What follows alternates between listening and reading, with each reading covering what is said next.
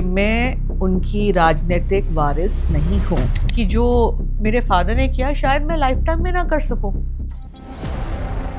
इंदिरा गांधी जी की हत्या हुई थी।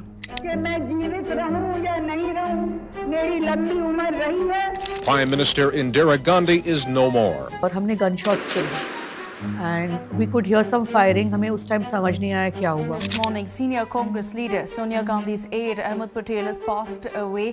उनके जाने के बाद हमें समझ आया कि वो क्या थे और क्या उनकी अहमियत थी।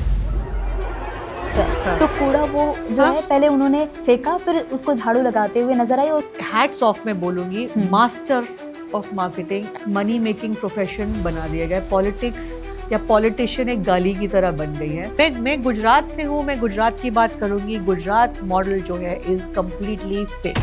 प्रधानमंत्री जी की माँ के लिए अपशब्द जो कहे थे वो बहुत गलत टेस्ट में थे। इट्स अ विशियस सर्कल, ये चलता रहेगा। कहीं ना कहीं किसी ना किसी को तो इसको रोकना पड़ेगा। And where does it stop? The buck stops at the prime minister.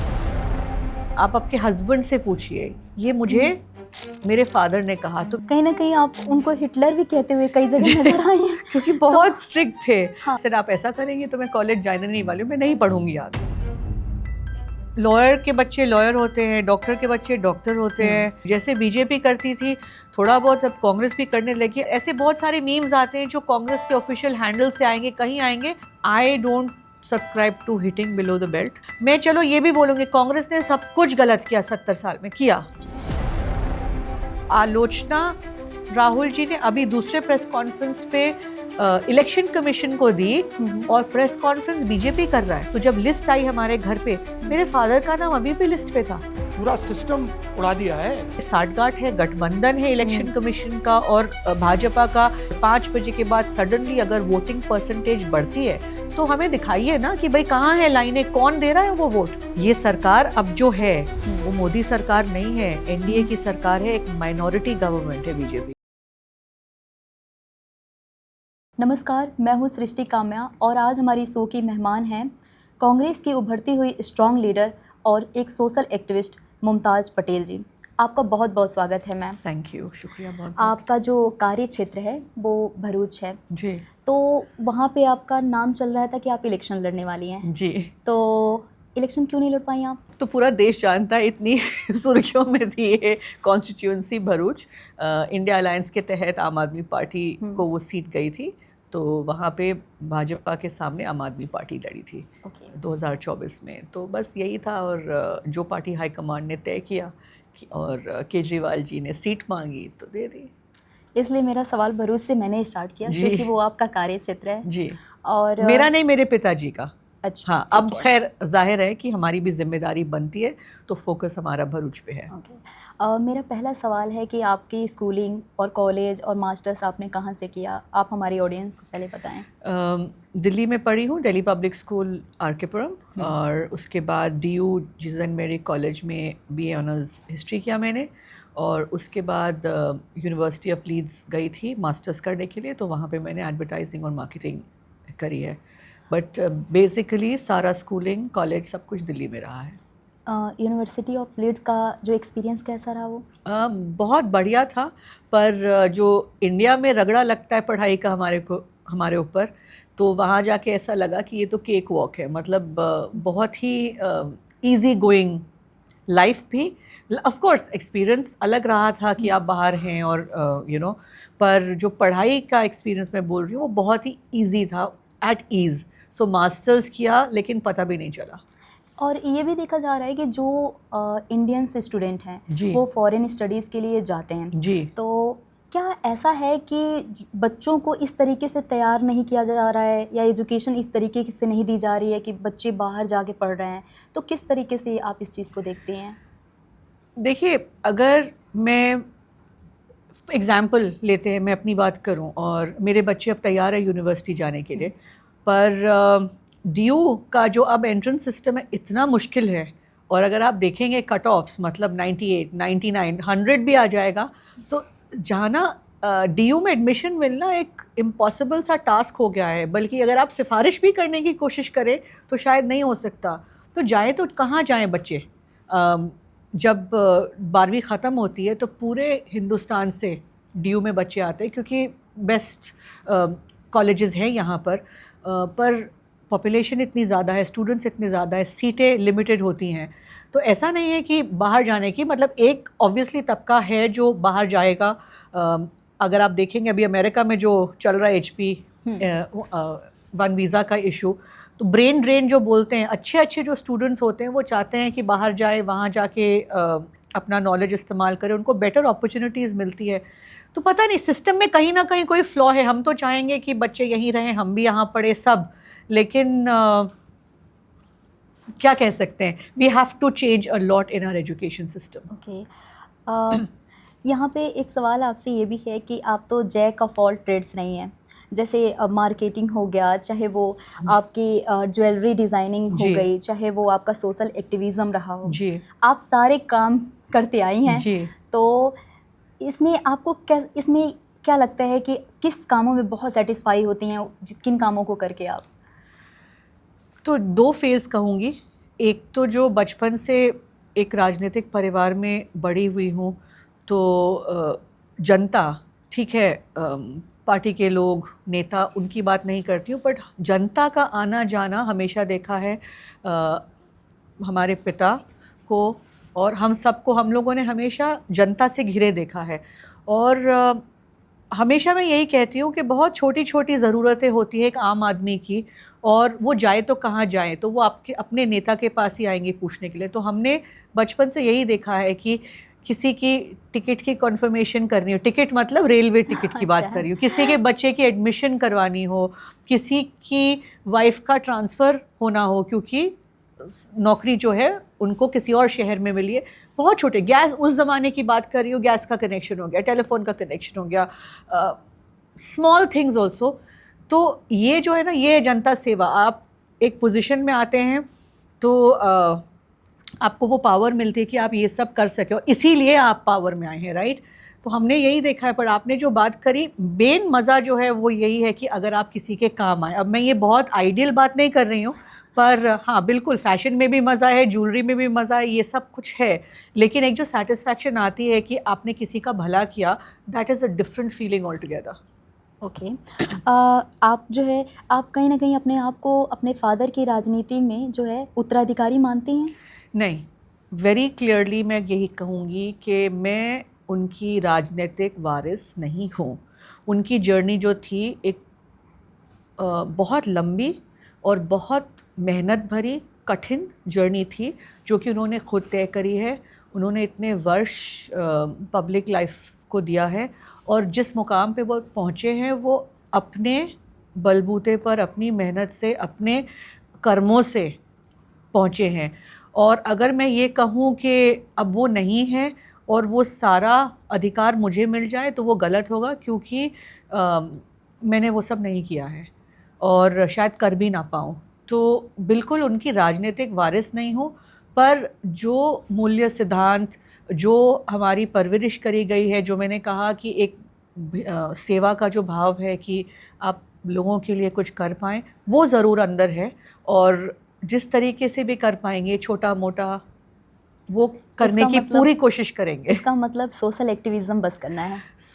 Social activism कैसे डिफ़ाइन करेंगे? I am not a typical social activist, I am not a typical politician, but yes, जो कोशिश इस बात की है कि आप एक वॉइस ऑफ इन्फ्लुएंस रहें, कि अगर आपकी बात से कुछ फ़र्क पड़ सकता है, आपकी बात में वज़न रहे कि आप किसी की सोच बदल सकते हैं अच्छी तरीके में, या फिर आपकी बात में वज़न रहे कि आप किसी का काम करवा सके, I think that is also social work. तो that is good enough for me.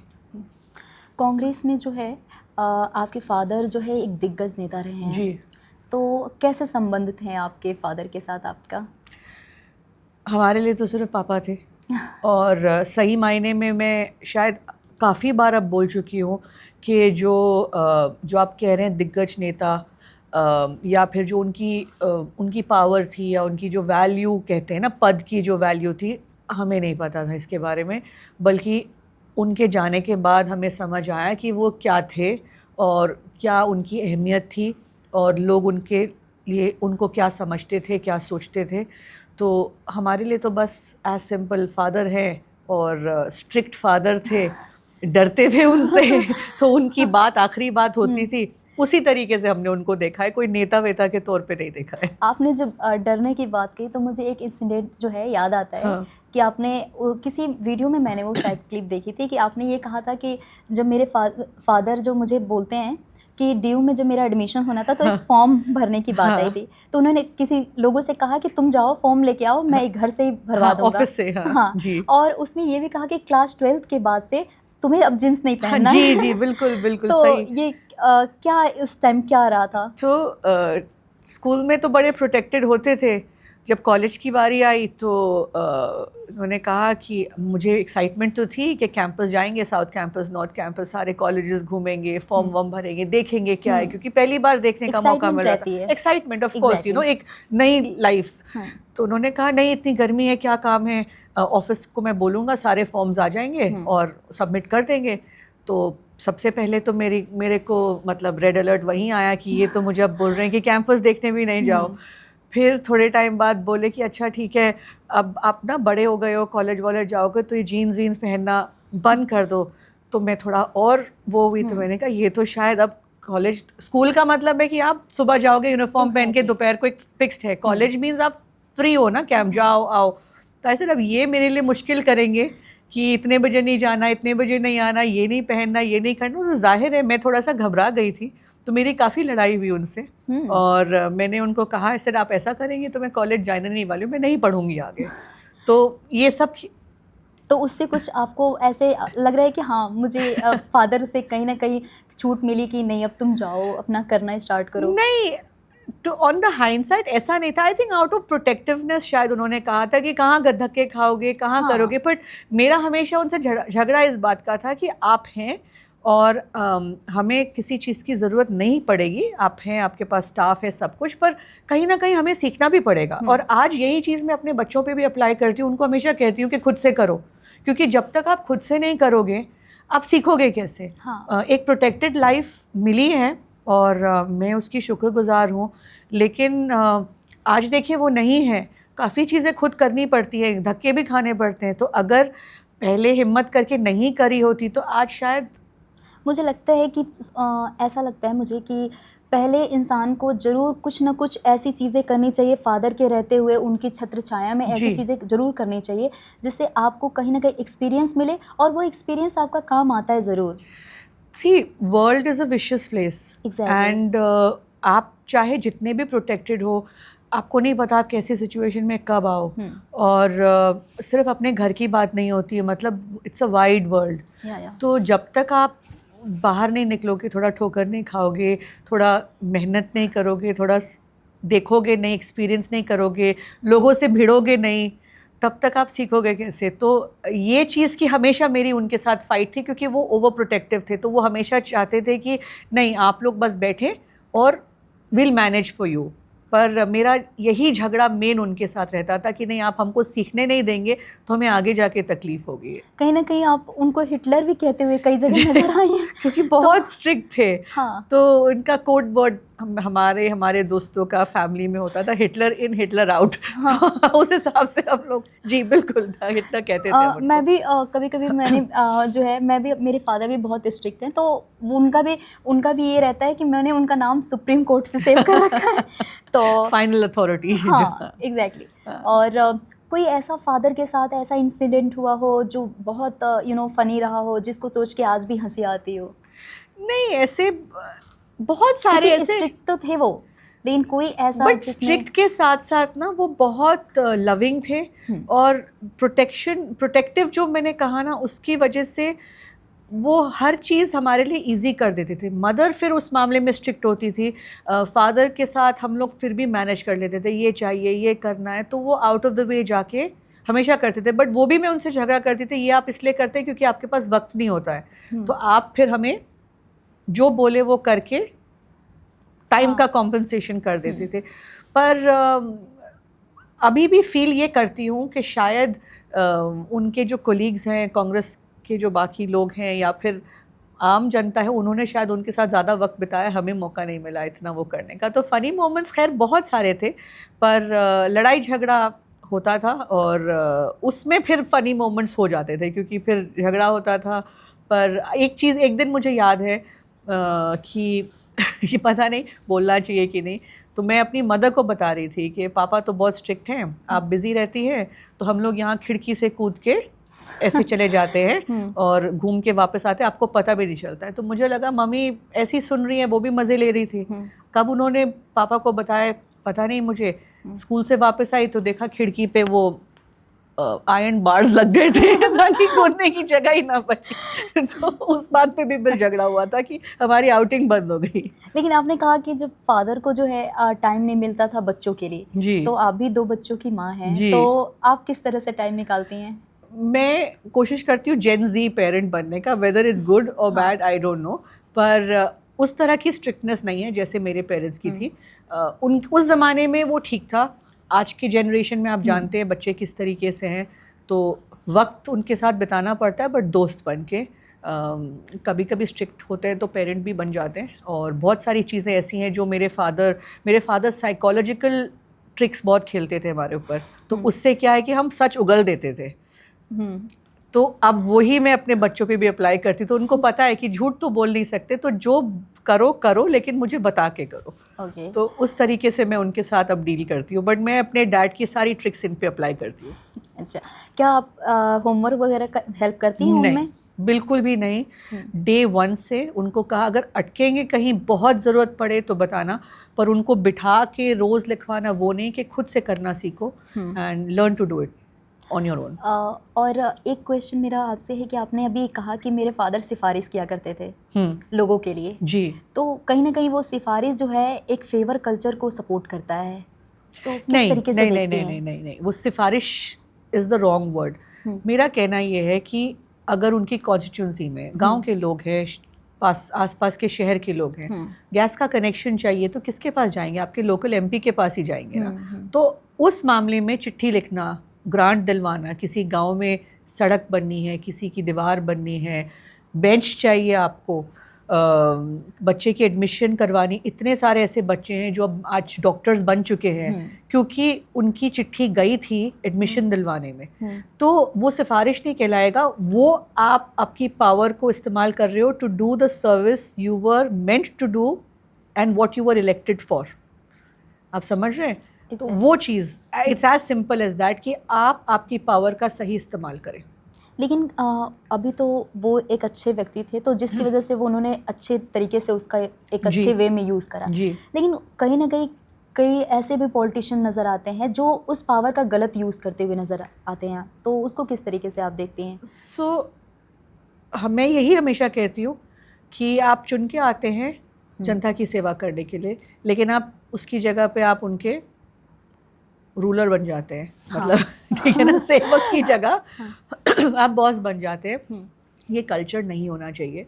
Politics को एक मनी मेकिंग प्रोफेशन बना दिया गया है। पॉलिटिक्स या पॉलिटिशियन एक गाली की तरह बन गई है, और इतना ज़्यादा जो आपने सवाल पूछा हो गया कि कभी कभी हमें भी ऑकवर्ड लगता था बोलना कि we are from a political family, because लोग उसको एक गलत नज़र से देखते हैं।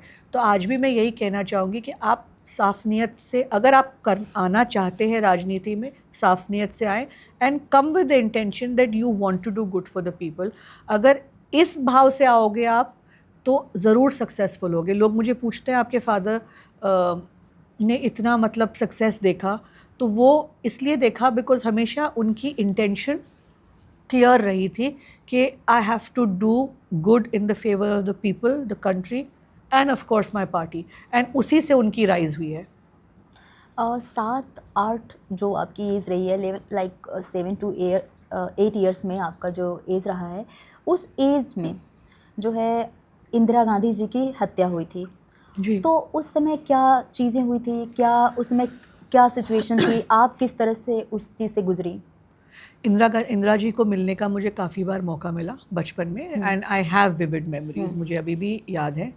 और जिस दिन उनकी डेथ हुई, उस दिन मैं लॉन में खेल रही थी। हम लोग साउथ एवेन्यू में रहते थे, उनका घर पीछे सफदरजंग रोड लेन पे था, और हमने गन शॉट्स सुने and we could hear some firing. हमें उस टाइम समझ नहीं आया क्या हुआ, और थोड़ी देर में पता चला कि उनको गोली लगी है और उन्हें अस्पताल लिया गया। एंड बट हमारे लिए normal day in the sense कि हमारी स्कूल, हम खेल इसलिए रहे थे बिकॉज हमारी स्कूल बस आने वाली थी, तो हम बस में बैठे और स्कूल चले गए। और जब स्कूल से छुट्टी हुई हमारी, तो ईस्ट ऑफ कैलाश दिल्ली में है, वहाँ से हम आ रहे थे, तो हमारा रूट था साउथ एक्स से सफदरजंग हॉस्पिटल, एम्स और सफदरजंग हॉस्पिटल पास करना, और इंदिरा जी का वहाँ पे सर्जरी चल रहा था उस टाइम पे, तब तक उनकी डेथ हुई नहीं थी। एंड जब हमारी बस सफदरजंग हॉस्पिटल पास करी, हम लोग छोटे बच्चे थे, करीबन 30-40 स्कूल बस में टीचर्स थी, एंड सडनली देखा कि बस रुक गई एंड हमारे ऊपर शीशे गिरने लगे क्योंकि बाहर से लाठी चार्ज होने लगा और मॉब आ गया और उन्होंने शीशे विशे तोड़े। और वो बस इसलिए रोके क्योंकि जो हमारे ड्राइवर थे वो एक सरदार थे, तो बुज़ुर्ग थे, उन्हें उतारा, मुझे अभी भी याद है, बहुत क्लियरली याद है, और उन्हें उतारा, उनको मारा और उनके खून वगैरह निकल रहा था। टीचर्स ने हमें आवाज़ दी कि आप लोग सब सीट के नीचे बैठ जाए क्योंकि हमारे सर पे वो जो शीशे नहीं टूटते, छोटे छोटे टुकड़े वो ऐसे गिर रहे थे, तो हम सब सीट के नीचे गए थे। फिर हमें आवाज़ आने लगी जलाओ जलाओ जलाओ, तो फ्रॉम व्हाट वी अंडरस्टैंड कि केरोसिन डाल रहे थे कि बस को जला दे। तो वो मॉब जो आया था, आई थिंक उनको ये भी नहीं समझ, चिल्ला रहे थे टीचर्स, बच्चे हैं बच्चे हैं बच्चे हैं, बट किसी को आई थिंक सेंस नहीं था उस टाइम पे, सब एकदम आउट ऑफ कंट्रोल, वो जो बोलते हैं ना एकदम हावी हो गए थे। पर अब याद नहीं क्योंकि हम सीट के नीचे थे, किस तरीके से वो ड्राइवर चढ़े बस में and he just drove of, I don't remember how. And फिर हमें याद है कि हमें यहाँ हमारे सीनियर स्कूल पे लेकर आया गया, तो ये बहुत क्लियरली याद है। पर उसके बाद फिर उनकी डेथ हुई एंड उन्हें यहाँ तीन मूर्ति भवन पे उनकी बॉडी को रखा गया था। आई वॉज ऑल्सो देयर, हम रात को ट्रिब्यूट देने गए थे। तो ये सब चीज़ें मुझे काफ़ी क्लियरली याद है। उनकी भी, राजीव जी की डेथ भी याद है मुझे। और ओवर द इयर्स बहुत कुछ देखा है, इट्स लाइक हिस्ट्री अनफोल्डिंग। एक मुझे अभी एक चीज़ याद आई, वो है वुमन, जो पावर वुमन एक बुक है, उसमें वेणु अग्रहरी ढींगरा मैम ने सेम एग्जैक्टली यही बात लिखी है कि मैं भी जब स्कूल में थी, स्कूल बंद करवा दिए गए, पूरा शोर शराबा होने लगा कि जस्ट आप स्कूल बंद कीजिए, इंदिरा गांधी जी की डेथ हो गई है। तो ये मुझे लगता है कि एक, अगर हम हिस्ट्री देखें आज तक, पॉलिटिकल हिस्ट्री, तो एक ऐसा है, ये लोग, ये सब चीज़ें, इंसिडेंट ऐसी रही हैं जो इतिहास में कभी भुलाई नहीं जा सकती। बिल्कुल, ऑफ कोर्स। आपके कंट्री के प्राइम मिनिस्टर असैसिनेट हुए, वो भी अपने खुद के घर में। Historic changing points and moments in history. आपके फादर जो है, कहा जाता है उनको कि आपके फादर बैक रूम बॉस कहे जाते हैं, क्योंकि उनको जो है कैमरे से ज़्यादा पसंद था कैमरे के पीछे काम करना। जी। तो आप इस चीज़ को कैसे देखते हैं? वो उनकी पर्सनालिटी ना बचपन से बहुत शाय किस्म की थी, तो आई थिंक पॉलिटिशियन कैसे बने कुछ समझ नहीं आया, पर शार्प माइंड के थे। और जैसा मैंने कहा, हमने बचपन से उनको बहुत फोकस तरीके से काम करते हैं एंड बहुत ऑनेस्टली काम करते देखा है। वही चीज़ सीखी है। अब हम जो सुनते हैं बाहर बाद में पॉलिटिशियन ये वो समझ नहीं आता, क्योंकि we have seen him work in a very different style. और बैकरूम बॉय, आई थिंक वो लोगों का ट्रस्ट जीत के बने, क्योंकि he was somebody that everybody trusted, and that is why Indira ji के साथ काम किया उन्होंने, संजय जी के साथ, राजीव जी के साथ, उसके बाद सोनिया जी के साथ, राहुल जी के साथ, प्रियंका जी के साथ। So he is seen so many generations of the Gandhi family and he earn their trust by being loyal and by being focused and by only thinking in the interest of the party.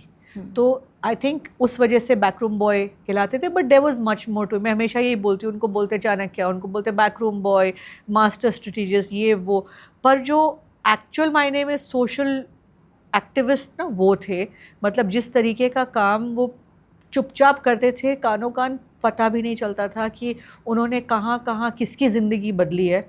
And that is something I am fascinated with, and मैं चाहती हूँ कि उस तरीके से कभी life जी सके, तो that will be the ultimate tribute कि हम उनको दे पाए। आपने जो राजनीतिक विरासत की बात करी, तो वो तो चाहिए भी नहीं हमें, पर वो जो जिस तरीके से लोगों की ज़िंदगी में इम्पैक्ट करके गए हैं, अगर उसका थोड़ा सा भी मौका मिले, आई think that will be ultimate tribute. बहुत अच्छी बात कही आपने कि अगर मुझे उसका थोड़ा भी करने को मिले, जी। और आज सबसे बड़ी बात आपने ये कही कि मैं नहीं चाहती कि मैं सोशल विरासत को जो है संभालूं, हाँ, मैं चाहती पॉलिटिकल हूँ कि विरासत। जो पॉलिटिकल, माफ़ कीजिएगा, लेकिन सबसे अच्छी चीज़ ये है कि बहुत कम लोग होते हैं जो कैमरे के पीछे रह के काम करना पसंद करते हैं, या कैमरे के सामने लोग काम करते हैं बहुत लोग। आप इस चीज़ को कैसे देखती हैं कि कैमरे के पीछे रह के काम करना बेटर होता है या कैमरे के सामने? आज के ज़माने में सोशल मीडिया का ज़माना है, परसेप्शन का ज़माना है। आप एक गलत ट्वीट भी करेंगे, वो ऐसे कुछ सेकंड्स में वायरल होता है कि आप ओपिनियन एक सेकंड में बदल सकते हैं, आप परसेप्शन चेंज कर सकते हैं, किसी की इमेज चेंज कर सकते हैं। तो आज के ज़माने में तो कैमरा के सामने आना बहुत इम्पॉर्टेंट है। उनके टाइम पे शायद मैनेज कर लिया, और वो भी लास्ट टूवर्ड्स दी एंड आना शुरू करे, क्योंकि कभी कभी बोलना पड़ता है तो कैमरा के सामने आना पड़ता है। बट उस टाइम और अब के वक्त में बहुत फ़र्क है। तो आज आई थिंक आपको कैमरा के सामने अपनी बात रखने के लिए आना ही पड़ेगा। काम बोलता है, बट काम तभी बोलेगा जब सबको पता चलेगा कि ये काम हो रहा है। Exactly. एंड आप अपना काम ना भी दिखाओ, कोई और किसी और तरीके से आपके काम को बिगाड़ दे, तो सब चीज़ पे पानी फिर जाता है। सो आज कैमरा के सामने आना बहुत ज़रूरी है। आपके भाई जो हैं फैसल पटेल, वो इलेक्शन लड़ना चाहते हैं, तो कहीं ना कहीं आप भी जो है लोगों की इस तरीके से सर्विस करती आई हो हैं, तो कहीं ना कहीं ये नहीं देखने को मिलता है कि राइवलरी है आप दोनों भाई बहन में? नहीं, राइवलरी बिल्कुल नहीं है। एंड फैज़ल एक बिजनेसमैन है, एंड बल्कि जो ये आप सोशल वर्क की बात कर रहे हैं, फैज़ल जो जितनी भी संस्थाएं हैं जो हमारे फादर ने शुरू करी थी गुजरात में, तो मेजरली फैसल ही उनको देखते हैं। तो हॉस्पिटल है वहाँ पे हमारे पास, स्कूल है, हेल्थ सेंटर्स है, तो Faisal handles most of it. मैं उनको बैकअप हेल्प देती हूँ। और इलेक्शन वो भी ऑफ कोर्स बोलते हैं लड़ना चाहते हैं, तो उसमें कोई गलत नहीं है। तो राइवलरी बिल्कुल भी नहीं है, because as brother and sister we support each other. उसके काम में मैं मदद करती हूँ, मेरे काम में वो मदद करते हैं। पब्लिक परसेप्शन जो होता है, क्योंकि देखिए उनको भी हक है अपनी बात रखने का, तो वो अपनी बात अपने तरीके से रखते हैं और मैं अपना काम अपने तरीके से करती हूँ। We are individuals also apart from being from the same family and brother and sister. तो राइवलरी कोई नहीं है, full support to each other है। बट वो अपनी जर्नी फॉलो कर रहे हैं, मैं अपनी जर्नी फॉलो कर रही हूँ। जो है परिवारवाद का आरोप आप देख रही हैं सब पे लग रहा है जी। कोई पार्टी इसे जो है अछूती नहीं रही है। जी। सबसे बड़ा सवाल ये है कि कहीं ना कहीं उस परिवार में लड़कों को सबसे ज़्यादा आगे रखा जाता है उत्तराधिकारी के तौर पे। जी। कितना मुश्किल है लड़कियों को संभालना, एक वुमन को आगे आना, जो कि एक वुमन जो है एक माँ भी है, तो कितना मुश्किल होता है? नहीं, बिल्कुल टफ़ है। और ये एक सोसाइटी फ्लॉ कहूँ या कुछ भी, कि इतने वर्षों के बाद भी हमेशा एक बेटे को as the heir to everything देखते हैं। बिजनेस हो गया, या अगर कुछ भी, मतलब प्रोफेशन हो गया, बिजनेस हो गया, फैमिली हो गया, लेगेसी हो गया, कुछ भी हो गया। और कहीं ना कहीं लड़कों को हमेशा एडवांटेज रहती है क्योंकि लड़के हैं। और ये खैर मेरे पिताजी ने भी मेरे साथ ये कहा था। मैंने जब उनको कहा कि मुझे राजनीति में आना है, तो उन्होंने कहा भैया को भी आना है। तो ऐसे बिल्कुल, तो ऐसे प्रॉब्लम क्या है? तो कहते हैं कि पर आपके बच्चे हैं, अच्छा आप आपके हस्बैंड से पूछिए। ये मुझे मेरे फादर ने कहा। तो मेरा उनको जवाब था, आई सेड आपने मुझे पढ़ाया, आपने मुझे मास्टर्स तक मतलब बाहर जाने दिया, पढ़ने दिया, इतने सालों के बाद अब आप मुझे आज ये कह रहे हैं कि हस्बैंड से परमिशन लें कि आप काम कर सकते नहीं। तो ये एक माइंडसेट है, जनरेशनल माइंडसेट, जो हमारे पेरेंट्स में था और देश भर में भी आज भी लोगों के माइंड में है। मेरी क्या ये पैट्रियार्कल माइंडसेट? पेट्रियार्कल, बिल्कुल 100% पेट्रियार्कल माइंडसेट है। आपने भी अभी जो सवाल पूछा, आपके भाई, आप, राइवलरी, पर जैसा मैंने कहा राइवलरी क्यों होनी चाहिए, उसकी जर्नी उसकी है, मेरी जर्नी मेरी है। एंड यही मैंने मेरे डैड को कहा कि पापा, आई सेड जो मतलब to each his own. And भाई ने मुझे बल्कि यही कहा, कहते दीदी हाँ ये पापा हमें आने नहीं दे रहे, आप अगर शायद घुसोगे तो आपके पीछे पीछे फिर मुझे भी मौका मिल जाएगा। तो हमारे बीच की तो बड़ी अच्छी ट्यूनिंग थी, लेकिन उनको ये था कि अच्छा भैया को भी करना है, आपको भी करना है, आप पहले अपने हस्बैंड से पूछिए।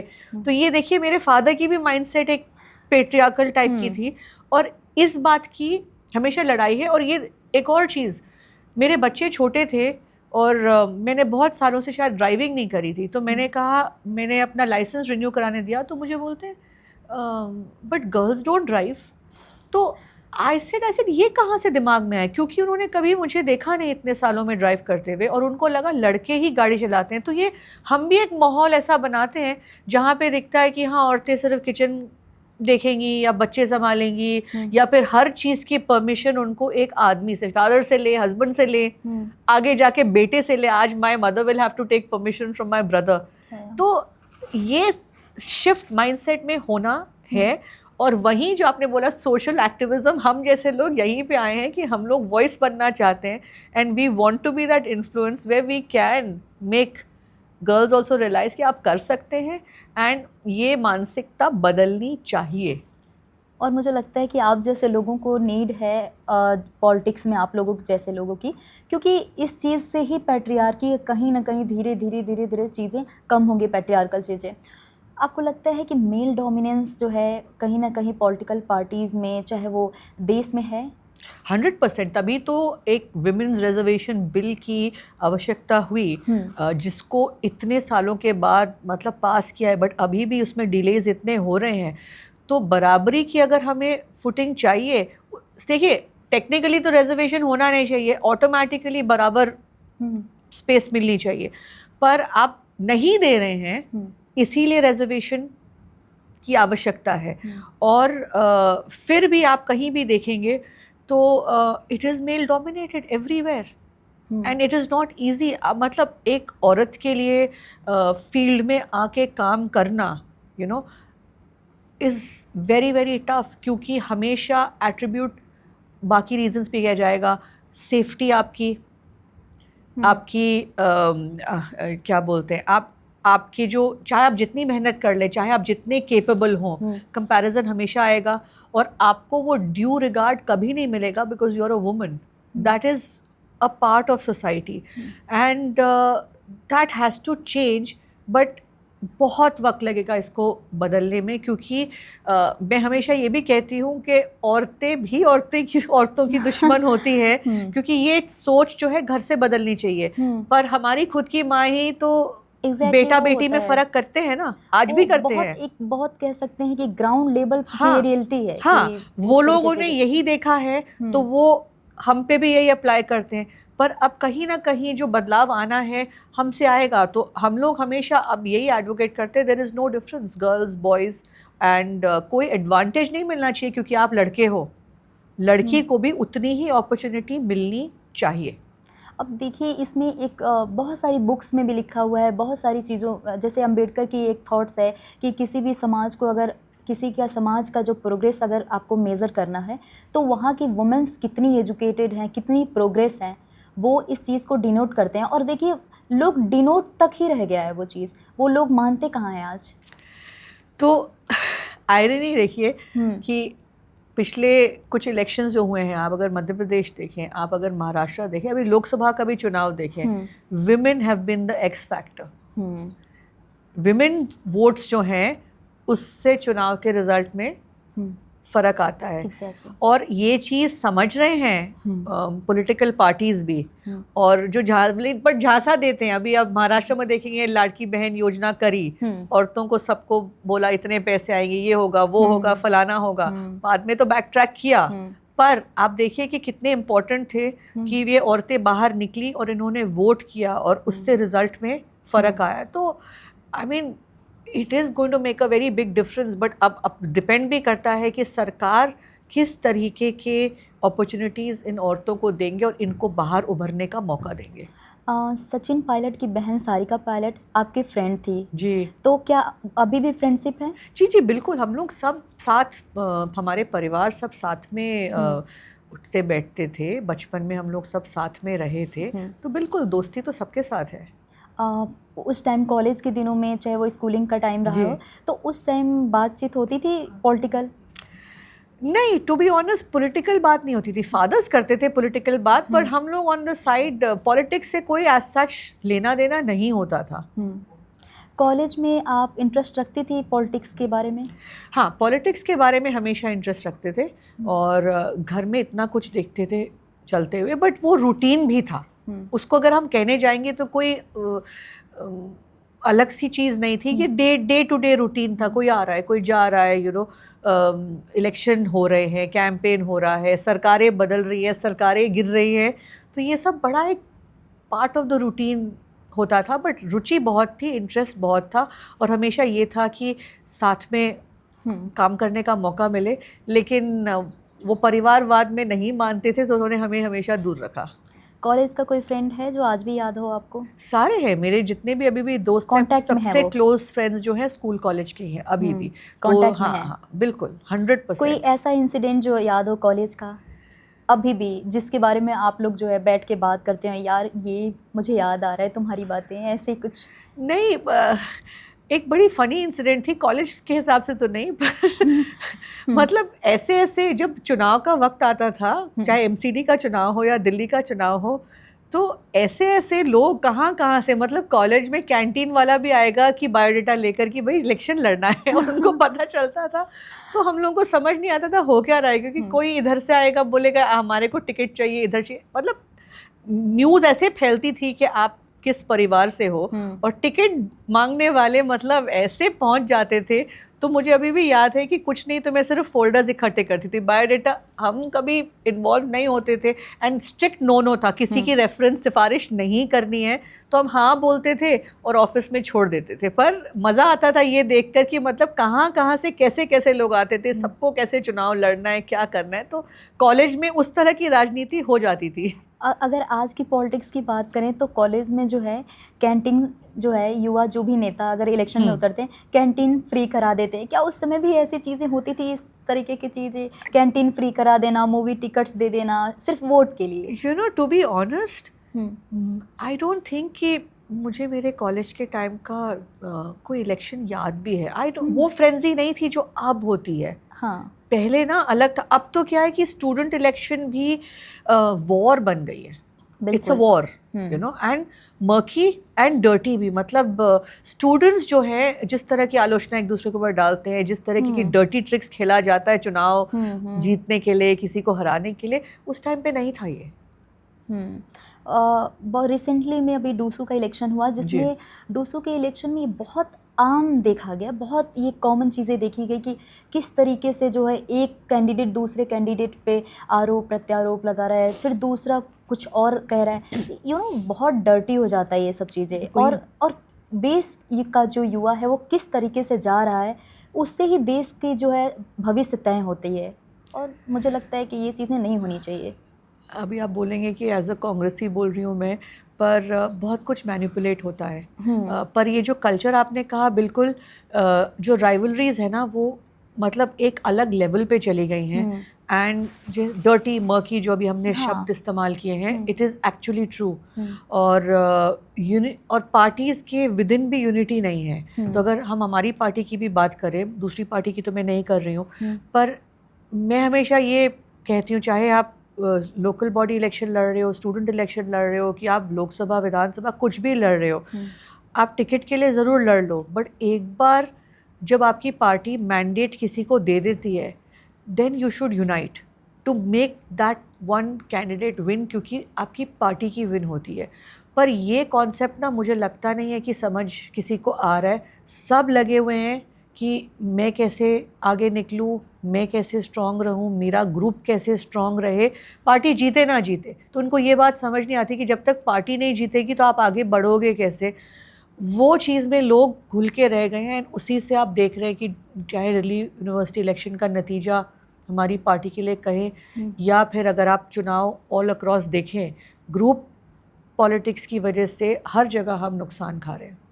और मुझे इस चीज़ पे मुझे एक आपके ही लीडर हैं, आपकी पार्टी के लीडर, उनकी एक मुझे सेंटेंस याद आ रहा है। वो सेंटेंस ये था कि कहीं ना कहीं आप जब किसी और के लिए अगर आप मुझे बोलते हो वो शब्द गलत मुझे यूज़ करते हो, तो मैं ऐसी कोशिश करूँगा कि मेरी तरफ से वैसे वर्ड ना बोले जाएं जो मैं खुद के लिए ना सुन सकूं।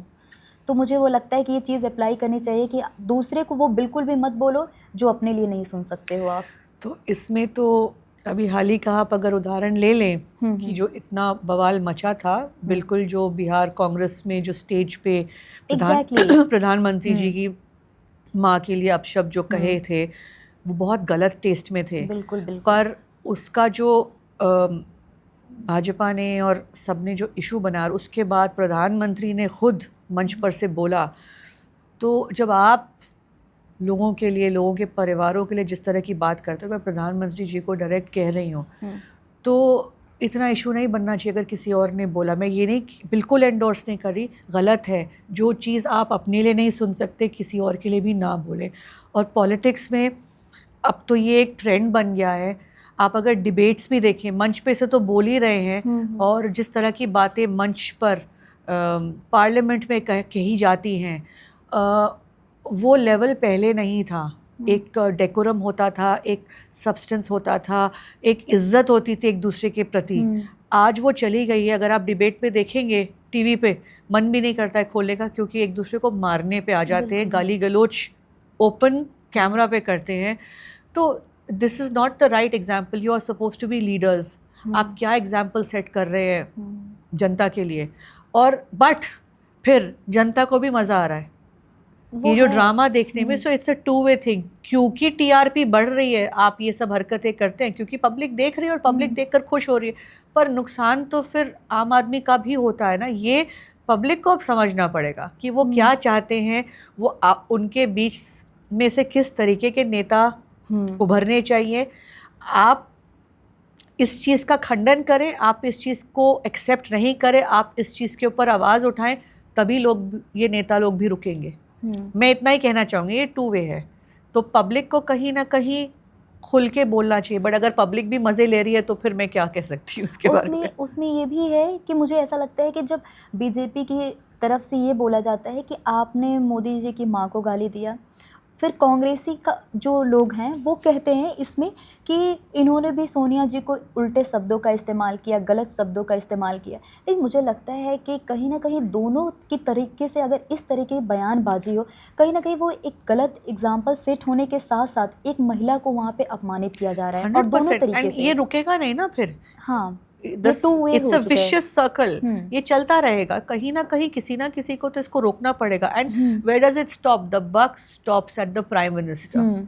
उनको उदाहरण सेट करना पड़ेगा, और जिस दिन वो कहेंगे कि ये गलत है, खुद बोलना गलत बंद कर दे और ये बोले कि ये गलत है, तो बाकी भी फिर रुकेंगे ना।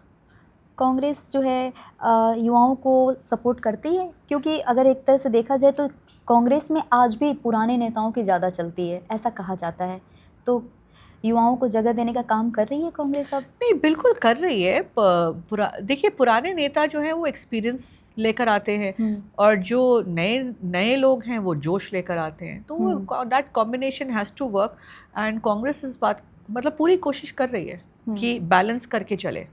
एक तरफ राहुल जी है, एक तरफ खड़गे जी, आप देख लीजिए, प्रॉपर बैलेंस। लास्ट 3 डिकेड से गुजरात में कांग्रेस नहीं जीत पाई है, और देखा जाए तो 2014 से मोदी जी भी वहाँ पे नहीं है। एक अपॉर्चुनिटी है कहीं ना कहीं कांग्रेस को बेहतर काम करने की। तो क्या रीज़न है कि वहाँ अभी भी नहीं मतलब कांग्रेस की सरकार है? मल्टीपल फैक्टर्स हैं। एक तो पब्लिक माइंडसेट है कि भाजपा के साथ मोदी जी प्रधानमंत्री हैं, तो एक मोदी प्राइड, गुजराती प्राइड है, वो है। पर एक फटीग है, क्योंकि जो सरकार अभी पिछले 10 साल से गुजरात में है, लोग खुश नहीं हैं। पर टीना फैक्टर जो बोलते हैं ना, देयर इज़ नो अल्टरनेटिव, वो उनके माइंड में फिट है कि भाई अल्टरनेटिव नहीं है। Congress been there done that वाला आ गया है। जब 2021 का चुनाव हुआ, 2022 का जब विधानसभा हुआ था, तो आम आदमी पार्टी को काफ़ी वोट मिले थे, मतलब 12-13% वोट शेयर ले गए थे। तो एक ऑल्टरनेटिव देखिए जब मिला पब्लिक को, तो उन्होंने उसको अपॉर्चुनिटी को ग्रैब करने की कोशिश करी। पर अपार्ट फ्रॉम दैट, कांग्रेस के लिए भी बहुत मुश्किल रहा है पिछले कुछ वर्षों में, क्योंकि कांग्रेस के जो कार्यकर्ता हैं वो बिखर गए हैं, कांग्रेस के जो लोग हैं वो भी सारे बिखरे हुए, क्योंकि इनको ग्राउंड पे काम करने हाँ। नहीं दिया जाता है। एक तो पावर में नहीं है, तो दूसरा उनके ऊपर दबाव, उनके ऊपर गांव-गांव में आप जाएंगे तो ये बीजेपी के जो लोग होते हैं वो हावी होते हैं। अगर आपने थोड़ा भी किसी और पार्टी के लिए काम कर दिया तो एक भय की, मैं हमेशा कहती हूँ, एक भय की और एक दबाव की राजनीति है, जिसकी वजह से कांग्रेस बैकफुट पे ही है। पर फिर भी मेहनत कर रहे हैं। नया जो जनरेशन है उसके ऊपर बहुत उम्मीद है, क्योंकि नया जनरेशन देख रहा है क्या क्या गलत हुआ है पिछले 10-12 वर्षों में देश भर में भी। तो इनके ऊपर होप है कि ये बदलाव लेकर आएंगे। तो क्या चेंजेस लाने की ज़रूरत है कांग्रेस को अपने पार्टी के अंदर? बिल्कुल, ऑफ कोर्स। और वो चेंजेस जो हैं वो राहुल जी आइडेंटिफाई उन्होंने किया भी है और आगे कर भी रहे हैं, और कोशिश पूरी जारी है कि एक कंप्लीट ओवरऑल करे सिस्टम को। पर वक्त लगेगा, और साथ साथ फिर भी कहूँगी कि माइंडसेट और एटीट्यूड जो आसपास के लोगों का है, या एक फटीग जो सेट इन हो गई है ना कि हाँ चल रहा है जैसे चल रहा है, पर फिर भी सभी नेता हैं, तो वो चीज़ बदलनी पड़ेगी। और जब तक सब यूनाइट नहीं होंगे या ग्रुप पॉलिटिक्स से बाहर नहीं आएंगे और एक ऊपर से प्रेशर नहीं बनेगा कि परफॉर्म करना है, तब तक बहुत मुश्किल है। तो ये एक कंप्लीट माइंडसेट चेंज आना पड़ेगा कांग्रेस के लोगों में भी, अगर जीतना है। अगर तो आपको एक अच्छा पोस्ट कांग्रेस में दिया जाए जी, तो आप कौन से ऐसे 3 चेंजेस लाना चाहेंगी कांग्रेस के अंदर? I think discipline, that is the first thing, अनुशासन जो बोलते हैं। दूसरा कि अकाउंटेबिलिटी, अगर आपने नहीं परफॉर्म किया तो you have to be held accountable for it. और तीसरा जो है ना वो है loyalty, that if you are not loyal you don't deserve to be there. These 3 things will be the main defining factor कि अगर किसी को भी पद देना हो तो वो चीज़ अगर हो तभी आप आ सकते हो। मतलब ये जो सिफारिश है और ये वो करके किसी की टांग पकड़ के आगे बढ़ जाएं, वो सिस्टम बदलना चाहिए। कांग्रेस में जो है सिफारिश की आपने बात जहाँ तक की, तो क्या आपको ऐसा लगता है कि कहीं ना कहीं कांग्रेस में भी लॉयल्टी वगैरह की कमी है? लॉयल्टी है, but loyalty only to that one leader जिसका हाथ पकड़ के आप चल रहे हो। और जब तक वो आपके लिए कुछ कर सकते बढ़िया है, अगर वो नहीं कर सकते तो फिर आप किसी और का हाथ पकड़ लो। तो ये कांग्रेस में नहीं है, हर जगह है। और आई थिंक यही सिस्टम जो है वो कहीं ना कहीं हमें पीछे बैकफुट पे ला रही है। हाँ, बैकफुट पे लेकर आया, जिसने हमें रोका हुआ है। और अभी तो हाल ही में कुछ टाइम पहले सचिन पायलट जी का भी नाम इस सब चीज़ों में दौड़ रहा था कि वो पार्टी को छोड़ने वाले हैं। क्या ये सच्चाई है इसमें कुछ? नहीं, अगर सच्चाई होती, इतना कुछ हो चुका है इतने वर्षों में, और हमने सबने देखा कि वो जो राजस्थान में सीएम वाला इशू हुआ था, सब कुछ हुआ था। सचिन आज भी स्ट्रांगली पार्टी के साथ खड़े हैं और general secretary in charge of so many states हैं। हर जगह राहुल जी के साथ पार्टी का झंडा और मोर्चा लेकर आगे बढ़ते हैं। तो इससे ज़्यादा लॉयल्टी और आपको क्या चाहिए? He is here and he is here to stay. What do you think about Rahul Gandhi? Rahul ji sincere हैं। राहुल जी का जो दिल है और दिल में जो है वो दिल सही जगह पे है, और दिल में जो है वो सही फोकस है उनका। लेकिन राहुल जी काफ़ी बार मिसअंडरस्टूड इसलिए हो जाते हैं क्योंकि एक जो उनकी छवि पिछले 2 दशक में बिगाड़ी गई थी सिस्टमैटिकली, उसकी वजह से लोग आज भी ऐसी इतनी चीज़ें हैं जो गलत ठहराते हैं, या उनके बारे में अफवाहें हैं, व्हाट्सएप पे जो मैसेजेस चलते हैं, या फिर उनके जो क्लिप्स होते हैं उनको कट पेस्ट करके किस तरीके से दिखाया जाता है, या फिर जिस तरह की बातें लोग फैलाते हैं, कहीं ना कहीं उस वजह से मिसअंडरस्टूड हो जाते हैं। पर जो भी उन्होंने पिछले कुछ वर्षों में किया, आपने भारत जोड़ो यात्रा देखी, आपने उसके बाद उनको देखा कि हर तबके के लोगों के साथ जुड़े हैं, खड़े हुए हैं, उनकी जो समस्याएं हैं उनको समझने की कोशिश करें। उस पे भी लोग बल्कि आलोचना करते हैं कि हाँ उन्हें कभी पता नहीं था, इस वजह से अब करने जा रहे हैं। पर सही या गलत वक्त होता क्या है, एक पॉलिटिशियन जो है ना उसको एम्पैथी होनी चाहिए, और अगर वो एम्पैथी है तभी आप किसी का दुख दर्द समझेंगे और तभी आप उसके लिए कुछ कर पाएंगे। वो चीज़ राहुल जी में भर भर के है। डू यू बिलीव कि राहुल जी की जो छवि है वो एक स्ट्रॉन्ग लीडर के तौर पे 2014 के बाद बन पाई है? बिल्कुल 100%। उनकी जो इमेज है, ब्रांड वैल्यू जैसे बोलते हैं आजकल मार्केटिंग टर्म्स हाँ। में, 100% बहुत स्ट्रॉन्ग हुई है। आज आप देखेंगे younger generation is all with him. आप, मैं वोटों की बात नहीं करूंगी, बिल्कुल आप बोलेंगे हाँ फिर वोट क्यों नहीं आ रहे हैं, वो तो बहुत कुछ चल रहा है, उसके बारे में तो एक पूरा अलग हम पॉडकास्ट कर सकते हैं वोट चोरी पे।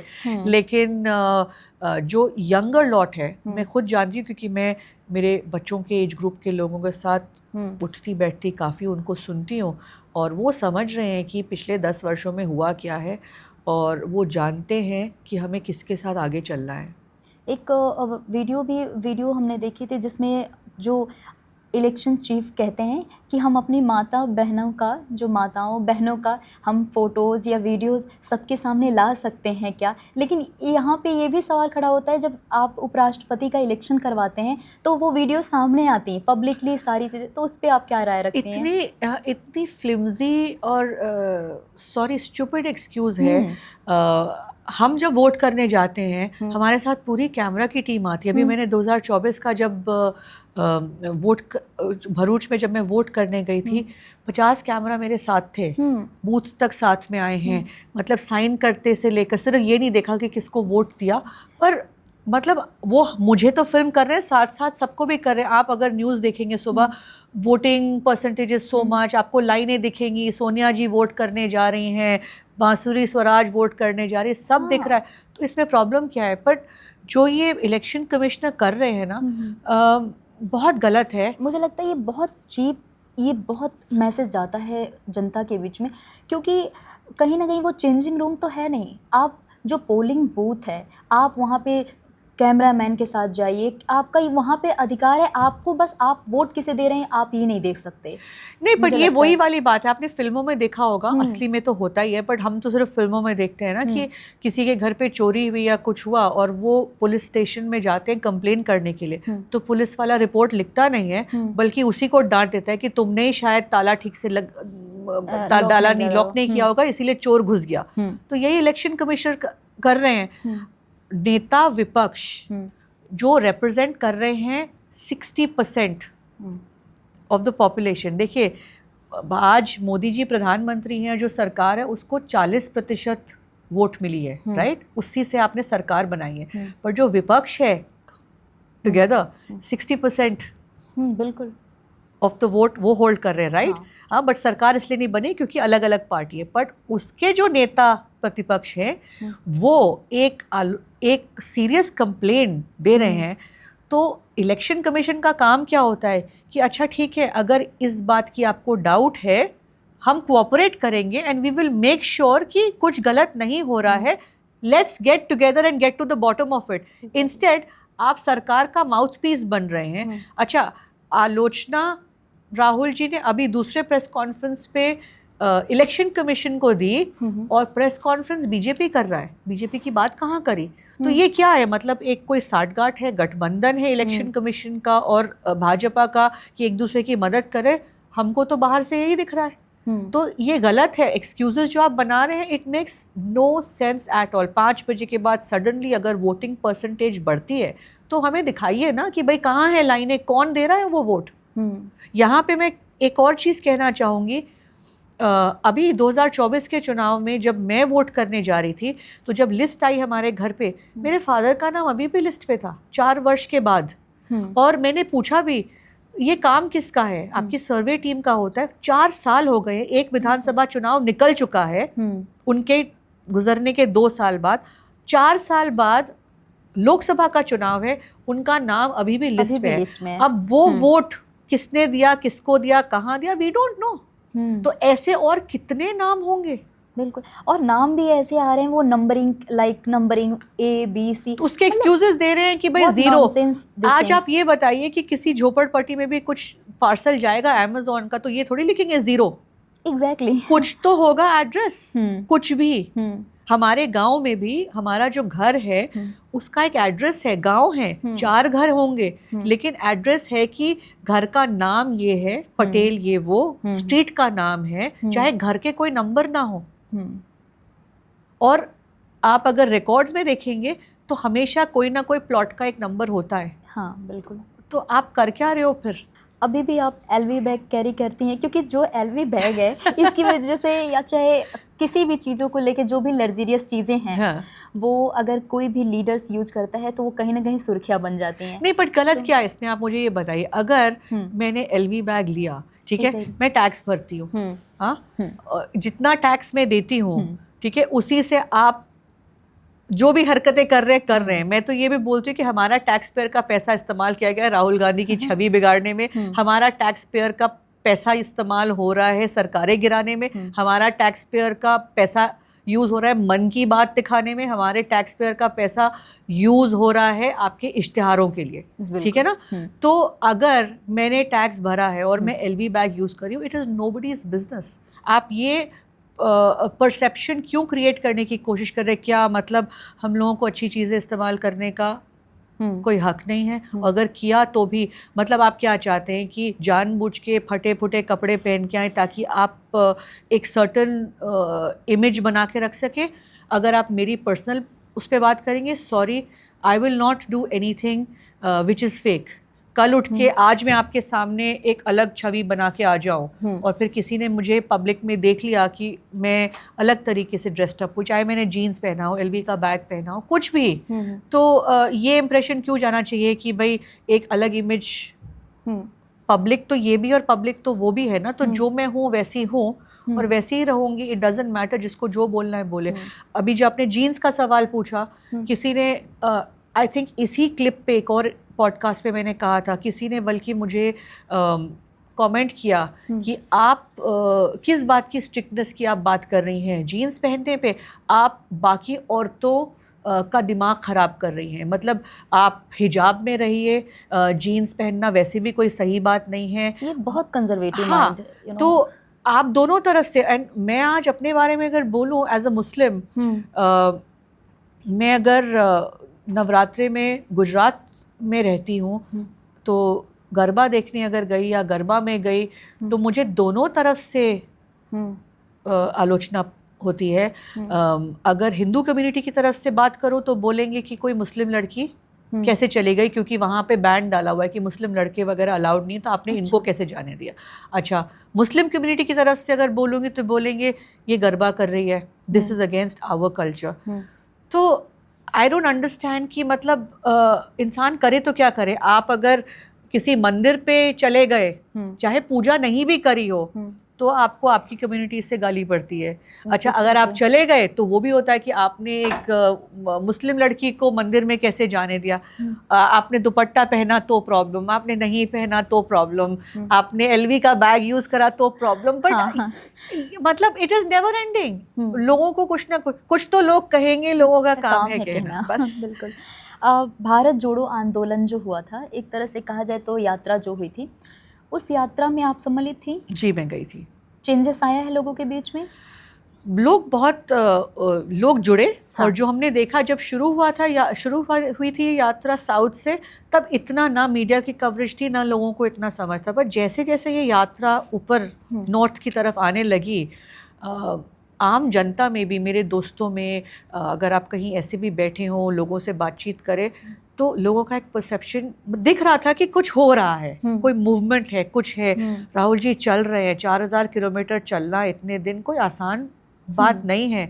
तो लोगों को लगा कि हाँ, इनमें कुछ है। वो जो परिवारवाद की बात थी कि भाई चांदी के चम्मच से के साथ बड़े हुए हैं, पर वो आदमी सड़क पे उतरे हैं, लोगों के बीच में चल रहे हैं, बहुत फ़र्क आया था। और आई थिंक उसका नतीजा आपने 2024 के चुनाव में देखा था। ये सरकार अब जो है वो मोदी सरकार नहीं है, एनडीए की सरकार है, एक माइनॉरिटी गवर्नमेंट है बीजेपी की। बिल्कुल। जेनजी जो है, आपको क्या लगता है कि किस तरह से मतलब किसकी तरफ झुकाव रख रहा है इस समय?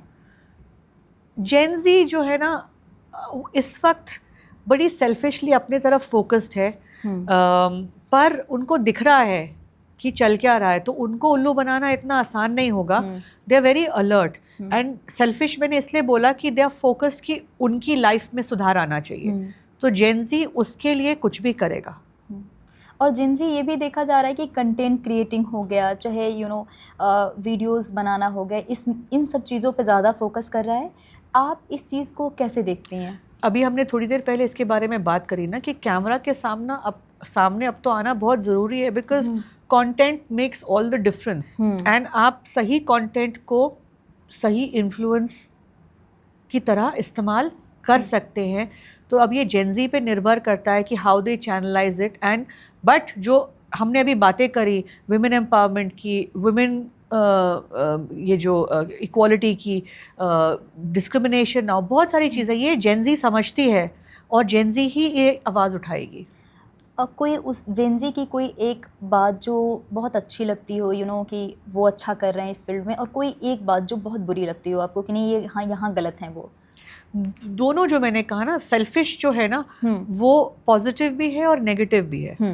तो बट जेन ज़ी को कहीं ना कहीं हम लोगों के एक्सपीरियंस से सही डायरेक्शन में चैनलाइज करना है. और अगर ये सही चैनलाइज हो गए, they can make a difference to the world. क्योंकि इस वक्त अगर आप देखेंगे तो वर्ल्ड पूरा ज़रा राइट विंग टिल्ट हो रही है. जितने भी लीडर्स आ रहे हैं सब इसेंट्रिक टाइप के ही हैं.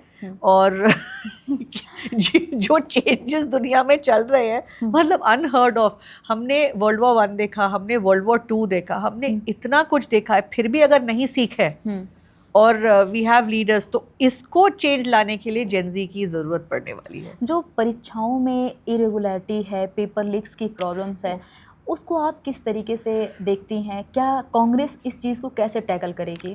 कांग्रेस देखिए, लगातार राहुल जी ने ये पेपर लीक की इशू लगातार उठाया है उन्होंने. और अनइक्वल अपॉर्चुनिटी हो जाती है. जो इंसान इतनी मेहनत करके एक पॉइंट पे आता है और वेट करता है कि ये एग्ज़ाम देकर आगे बढ़ेगा, पर उसको अगर अपॉर्चुनिटी नहीं मिलेगी, क्योंकि ऐसे इतने लोग हैं जिनको पेपर ऑलरेडी पता है. मैं नाम नहीं लेना चाहूँगी, बट मैं ऐसे लोगों को जानती हूँ जो 12th में फेल होकर भी आगे जाके डॉक्टर बन गए. तो आप समझ सकते हैं कि सिस्टम कितना फ्लॉड है. और ये लगातार राहुल गांधी इसको उठा रहे हैं, पर सरकार इस पे कड़ी कदम नहीं उठा रही है, क्योंकि कहीं ना कहीं सबकी इन्वॉल्वमेंट है इसमें. बट इससे आप एक पूरा जनरेशन बिगाड़ रहे हैं, पीछे लेकर जा रहे हैं. इसका मतलब नीड है चेंज की अभी तो 100%. आप खुद ही देखिए ना, क्यों आपने सवाल पूछा शुरू में, बच्चे बाहर पढ़ने क्यों जा रहे हैं? For the system that is available, क्योंकि यहाँ का सिस्टम फ्लॉड है. आप लोग देश छोड़ के क्यों जा रहे हैं? मतलब अपना खुद का घर बार, अपना परिवार छोड़ के आप इमिग्रेट कर रहे हो. हम गुजरात मॉडल की बात करते हैं, सबसे ज़्यादा तो गुजराती हैं जो देश छोड़ के भाग रहे हैं. तो ये सवाल उठता नहीं है.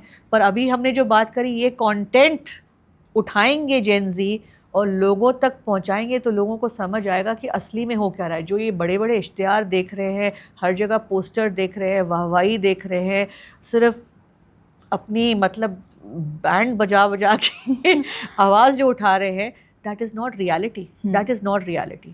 तो अब ये जेन ज़ी पे निर्भर है कि वो कितना दिखा पाएंगे कि असलियत में क्या हो रहा है. मुझे लगता है ये बदलाव का एक बहुत अच्छा एग्जाम्पल है. नीट का जैसे एग्ज़ाम हुआ, जैसे एसएससी की प्रोटेस्ट देख लीजिए, और नेपाल में जो घटना भी हुई है, वो आंदोलन हुए हैं, जिस तरीके से चीज़ें हुई हैं, कहीं ना कहीं इस तरीके के बदलाव की ज़रूरत है, या फिर हमें पॉजिटिवली चेंज करने की ज़रूरत है? नेपाल में जो हुआ ना, वो it's a mix. External factors 100% involve रहे हैं डेमोक्रेसी, मतलब रेजिम चेंज के लिए. तो वहाँ एक अनस्टेबल एटमॉस्फेयर रहा है. पर जो जेन ज़ी जो सड़क पे उतरी है, वो एक बड़ा ऑर्गेनिक पुश था कि जो नेपोटिज्म उन्होंने देखा. वो देखिए, अनइक्वल अपॉर्चुनिटी की बात हुई ना. अगर आप देख रहे हैं कि नेताओं के बच्चे जिस तरह की लाइफस्टाइल जी रहे हैं, अभी मैंने कहा to each his own, that's fine, but वो ऐसे रह रहे हैं, पर आपके पास बेसिक सुविधा भी नहीं है, तो कहीं ना कहीं तो पब्लिक सड़क पे आएगी ना. आना भी चाहिए, क्योंकि अगर पब्लिक सवाल नहीं खड़ा करेगी तो कहीं ना कहीं नेता को, किसी को, मुझे लगता है नेताओं को कोई इस सबका तरीके का देश है एग्जैक्टली सब एंड अगर हमको सबको जो ये वोट का अधिकार मिला है बराबर का, बड़ा छोटा जो भी हो, तो अपॉर्चुनिटीज भी तो बराबर की मिलनी चाहिए ना। बिल्कुल बिल्कुल। जो युवा है वो ये कहता हुआ नज़र आता है कि कहीं ना कहीं जैसे जिस तरीके से बॉलीवुड में नेपोटिज़म है, राजनीति में भी नेपोटिज़म है, तो इस बात को आप किस तरीके से काउंटर करना चाहेंगे? वो सिर्फ बॉलीवुड और राजनीति की बात ही क्यों करते हैं नेपोटिज्म में? अगर आप अभी देखेंगे कितने सीजीआई को देख लीजिए, पहले जो थे लॉयर के बच्चे लॉयर होते हैं, डॉक्टर के बच्चे डॉक्टर होते हैं, बहू भी डॉक्टर चाहिए, दामाद भी लॉयर चाहिए, मतलब तो वहाँ पे भी तो नेपोटिज्म होता है। बिजनेस जो टेक ओवर करते हैं वो नेपोटिज्म नहीं है? मतलब नेपोटिज्म कहाँ नहीं है, बट इसको गाली क्यों बना दिया है? और दूसरा, चाहे बॉलीवुड हो चाहे राजनीति हो, कहीं भी हो, आपकी अगर एप्टीट्यूड है, कैपेबिलिटी है, तभी आप सक्सेसफुल होंगे ना। ज़रूरी नहीं है कि हर सुपरस्टार का बच्चा सुपरस्टार बना है और हर सक्सेसफुल पॉलिटिशियन का बच्चा सक्सेसफुल बना है। आज अगर आप मुझे भी बोलेंगे, मैंने शुरू में ही कहा कि जो मेरे फादर ने किया शायद मैं लाइफ टाइम में ना कर सकूं, तो where is nepotism in all of this? रुचि होती है क्योंकि आप उसी बीच में पले बढ़ते हो। बीजेपी का जो एक सोशल मीडिया प्रोपेगेंडा जो है मशीनरी के रूप में काम करती है, कांग्रेस कैसे इसको देखती है? कांग्रेस ने अपना गेम बहुत अप कर लिया। अगर आप पिछले कुछ वर्षों में देखेंगे तो कांग्रेस की सोशल मीडिया भी बराबरी से चल रही है। कुछ चीज़ों से देखिए मैं अग्री नहीं करती हूँ, जैसे बीजेपी करती थी थोड़ा बहुत, अब कांग्रेस भी करने लगी।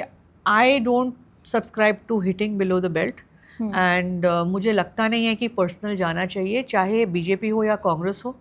और मुझे नहीं, आप ओपनली बोल सकती हैं। नहीं, मैं बोल रही हूँ ऐसे बहुत सारे, कभी कभी सच्ची बोलूँ कि ऐसे बहुत सारे मीम्स आते हैं जो कांग्रेस के ऑफिशियल हैंडल से आएंगे, कहीं आएंगे, which I would not subscribe to, because मुझे लगता है फिर उनमें और हम में फ़र्क क्या है। ठीक है, अगर आप लेवल करने की कोशिश करें, बट ज़रूरी नहीं है कि कोई अगर इतना नीचे गिरता है तो आप भी फिर नीचे कीचड़ में ही गिरो ना।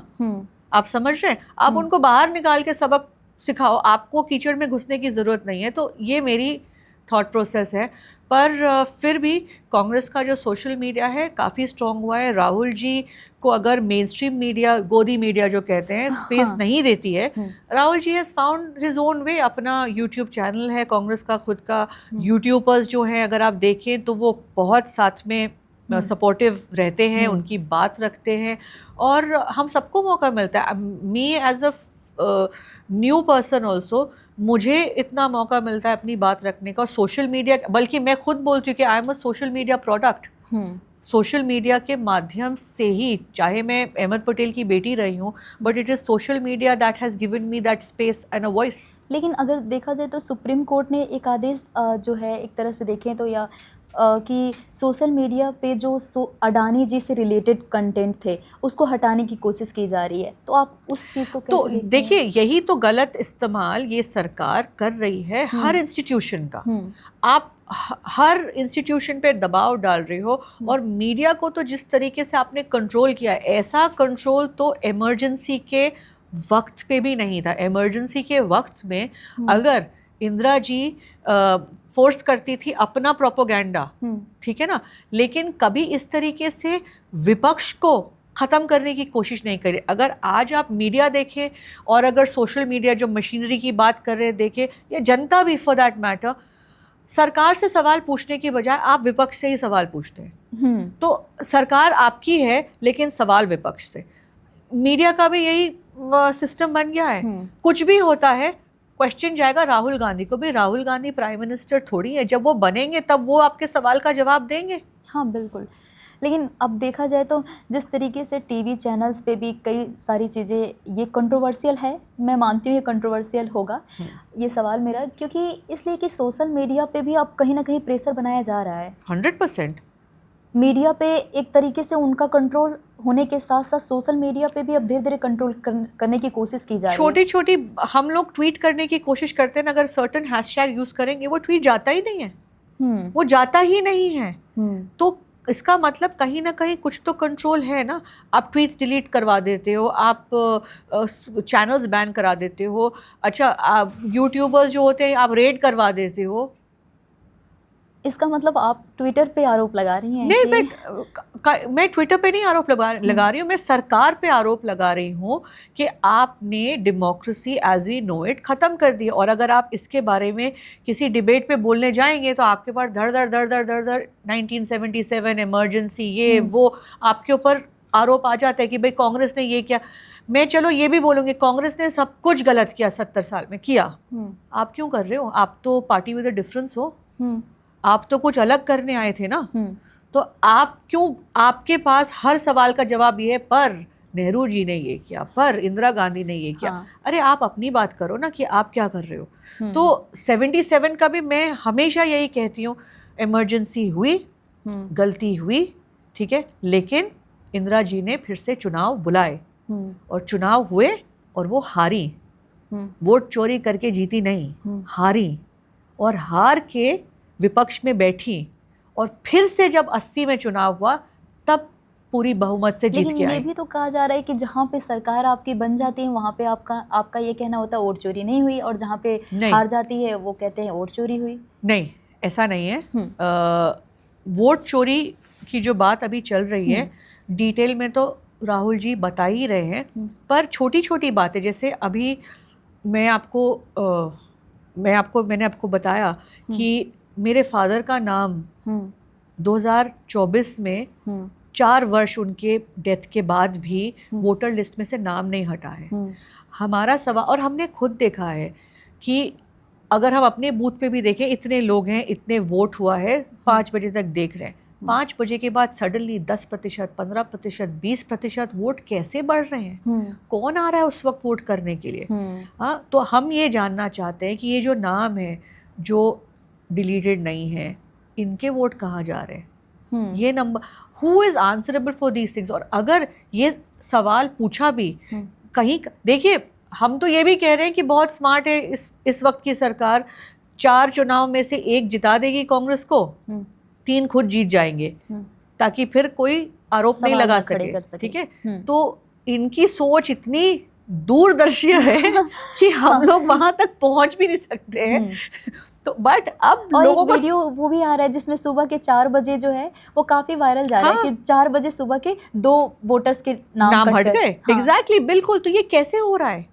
एंड देखो, anything online can be manipulated, as simple as that. ये आप कह नहीं सकते कि भाई इसमें कुछ गड़बड़ और हरकत नहीं हो सकती, ऐसा है ही नहीं। टेक्नोलॉजी है, technology can always be messed around with. और मोस्टली जो ऑडियंस है वो सोशल मीडिया पे है जो कि ये सब चीज़ें देखती है। बहुत, देखिए बहुत छोटी छोटी चीज़ें हैं। वोट चोरी ना एक बहुत ही वाइड सब्जेक्ट है, और क्योंकि वक्त लग रहा है, एक एक कॉन्स्टिट्यूंसी, एक एक बूथ उठा रहे हैं, क्योंकि चुनाव आयोग जो है डिटेल्स वेबसाइट पे नहीं डाल रही है, तो आपको मैन्युअली एक एक वोट चेक करना पड़ा है। इसीलिए वक्त लग रहा है हमारी पार्टी को भी कि वो धीरे धीरे धीरे छोटे छोटे बूथ कॉन्स्टिट्यूंसी उठा के उदाहरण दे रहे हैं। अभी तो आगे देखिए क्या होता है। भरूच में आपका कार्य क्षेत्र है जो है भरूच है, वहाँ पे ऐसे कौन से काम कर रही हैं जिस काम को ऑडियंस को बताना चाहेंगे ताकि ऑडियंस हो, वहाँ की पब्लिक है वो आपको सपोर्ट करे? देखिए, पॉलिटिकली तो मैं अभी कुछ नहीं कह सकती, पर हम लोग जो संस्थाएं हमारे फादर ने चालू करी थी, तो उसके तहत जो है हम हेल्थ सेंटर्स चला रहे हैं, जिसमें HMP फाउंडेशन के बैनर के नीचे है, जिसके अंदर जो है आपको नियरली फ्री, मतलब 10 रुपये 15 रुपये का चार्ज होता है, बट डॉक्टर्स हैं, ये क्या बोलते हैं, मेडिसिन्स, ब्लड टेस्ट वगैरह जो है, जेनरिक मेडिसिन्स मिलती हैं, ब्लड टेस्ट वगैरह, तो सब फ्री होता है। एनीबडी, यूजुअली हमारे एक सेंटर पे 60 to 80 पेशेंट्स रोज़ आते हैं। वहीं पे we run free English courses, computer classes, हमारे यहाँ से टीचर्स जाते हैं बालवाड़ी में पढ़ाने के लिए। उसके अलावा नॉन प्रॉफिट CBSE स्कूल है, nursery to 12th। We have a non profit, मतलब इट्स अ प्रॉपर हॉस्पिटल, ऐसा नहीं है कि चैरिटेबल है, but non profit with the best of facilities, heart and multi speciality institute है. We run free ambulance services कि किसी को भी ज़रूरत हो. हम लोग हेल्थ कैंप्स करते हैं रिमोट विलेजेस वगैरह में, ट्राइबल एरियाज़ में, जहाँ पे डॉक्टर्स भेजते हैं. कैंप्स होते हैं, आई कैंप्स होते हैं, फ्री इलाज होता है. So there are lot of little social things that we are doing. मैं ये नहीं कहूँगी जब उन्होंने शुरू किया था तो एक बड़े विजन से शुरू किया था. अब फैज़ल देखभाल कर रहे हैं, मैं भी साथ में हूँ. हम लोग से जितना बन रहा है अपनी कैपेसिटी में, without any power, without any post, with minimal support now, we are trying to run it to our best of capability. और उम्मीद तो हम यही रख रहे हैं कि इसको आगे लेकर जाएं, पर मुश्किल है और इतना इजी भी नहीं होता है, स्पेशली अगर आप एक विपक्ष की पार्टी से जुड़े हुए हैं और आपको. पर फिर भी लेट मी टेल यू, इसमें मैं ये कहना चाहूँगी कि गुजरात में जो सरकार है, जहाँ जहाँ हमने सपोर्ट मांगा है उन्होंने हमें सपोर्ट दिया. तो मैं भाजपा की सरकार के लिए भी कहूँगी कि देयर हैव बीन प्लेसेस जहाँ पे हमें छोटी मोटी मदद की ज़रूरत पड़ी हो या कुछ सिफारिश की ज़रूरत पड़ी हो, तो उन्होंने हमें हमेशा समर्थन दिया है. भाजपा के कोई 2 काम जो आपको बहुत अच्छे लगते हों? अनुशासन काम नहीं बोलूँगी, बट जो ऊपर से डंडा लगता है और उसकी वजह से एक जो अनुशासन है पार्टी में, जिसकी वजह से एक वेल ऑयल्ड मशीनरी की तरह चलती है, आई think that is something which is credible. And I think अगर वो चीज़ बाकी पार्टीज़ भी कर सकें तो हम उनकी तरह. कांग्रेस में किसकी चलती है? कांग्रेस में किसकी चलती है? हाँ, किसके एज एन एक तरह से देखें तो किस, जैसे अभी कहा जाए तो मोदी जी को हम सबसे पहले मानते हैं कि मोदी जी की सबसे अच्छी पकड़ है, और पकड़ नहीं कह सकते हैं, वो एक ऐसे आरएसएस की नहीं है, कह सकते हैं, कंट्रोल आरएसएस का ही है. तो इसमें कांग्रेस में क्या ऐसा कुछ कांग्रेस में कांग्रेस में अगर आप देखेंगे लीडर की तरफ से जो फेस बोलते हैं वो राहुल गांधी हैं. We all are aware, okay. But president हमारे खड़गे जी हैं. पर अगर आप दोनों की कॉमराडरी देखें तो साथ साथ बड़ा बैलेंस करके चलते हैं. एक फेस की तरह राहुल जी हमेशा आगे रहते हैं, लेकिन कमांड जो है वो खड़गे जी की है, एक्सपीरियंस है, और जो गाइडेंस है वो खड़गे जी की रहती है. इंटरफेरेंस पूरी है गांधी फैमिली की? नहीं, यू कांट से इंटरफेरेंस है. They are leading the party and keeping everybody together, तो उसको इंटरफेरेंस नहीं कहेंगे, उसको आप लीडरशिप कहेंगे. चाणक्य किसे मानती हैं कांग्रेस में आप?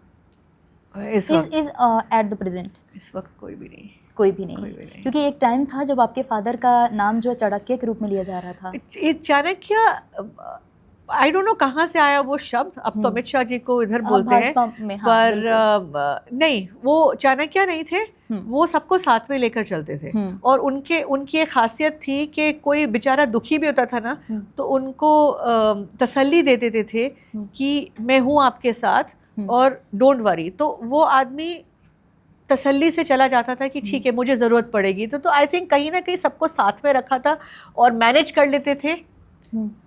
इस वजह से चाणक्य का खिताब मिल गया था. Okay, which is the more important for you, party या government? In what sense? Actually हमने ये रिसर्च करा जिसमें ये पता चला कि अहमद पटेल जी कहते हैं कि हमारे लिए पार्टी इम्पोर्टेंट है, क्योंकि अगर पार्टी है तभी गवर्नमेंट. हाँ, मैं वही बोलने वाली थी कि पार्टी अगर मजबूत होगी तो ही तो सरकार बनाएगी ना. तो पहले जो भी है पार्टी हित, देखिए मेन तो देश हित में जारी जो भी है, बट पार्टी को मजबूत करेंगे, क्योंकि अगर आपकी पार्टी की पॉलिसी सही है to take the country forward, you have to strengthen the party, and party strong बनेगी तभी तो गवर्नमेंट बनाएंगे ना आप. रिसर्च में भी ये भी पता चला है कि आपके घर जो जहाँ पे आप रहते थे वो बड़े छोटे छोटे कमरे होते थे. क्या ये प्राइवेसी रीज़न था? नहीं, जिसमें वो और ये भी देखने को मिला 3 बजे रात तक लोग आते थे मिलने के लिए. वो बड़े मज़े के दिन होते थे, क्योंकि वो कोई ना कोई आता जाता रहता था. और सही बात है, आपको पता भी नहीं चलेगा कौन से कमरे में कौन बैठा है. वहीं उनका जो एक एक्चुअली वो ऑर्गेनिक तरीके से बनाए, टू बी ऑनेस्ट. गराज होता था एक पहले, और वो गराज को पहले ऑफिस बनाया जहाँ स्टाफ बैठता था.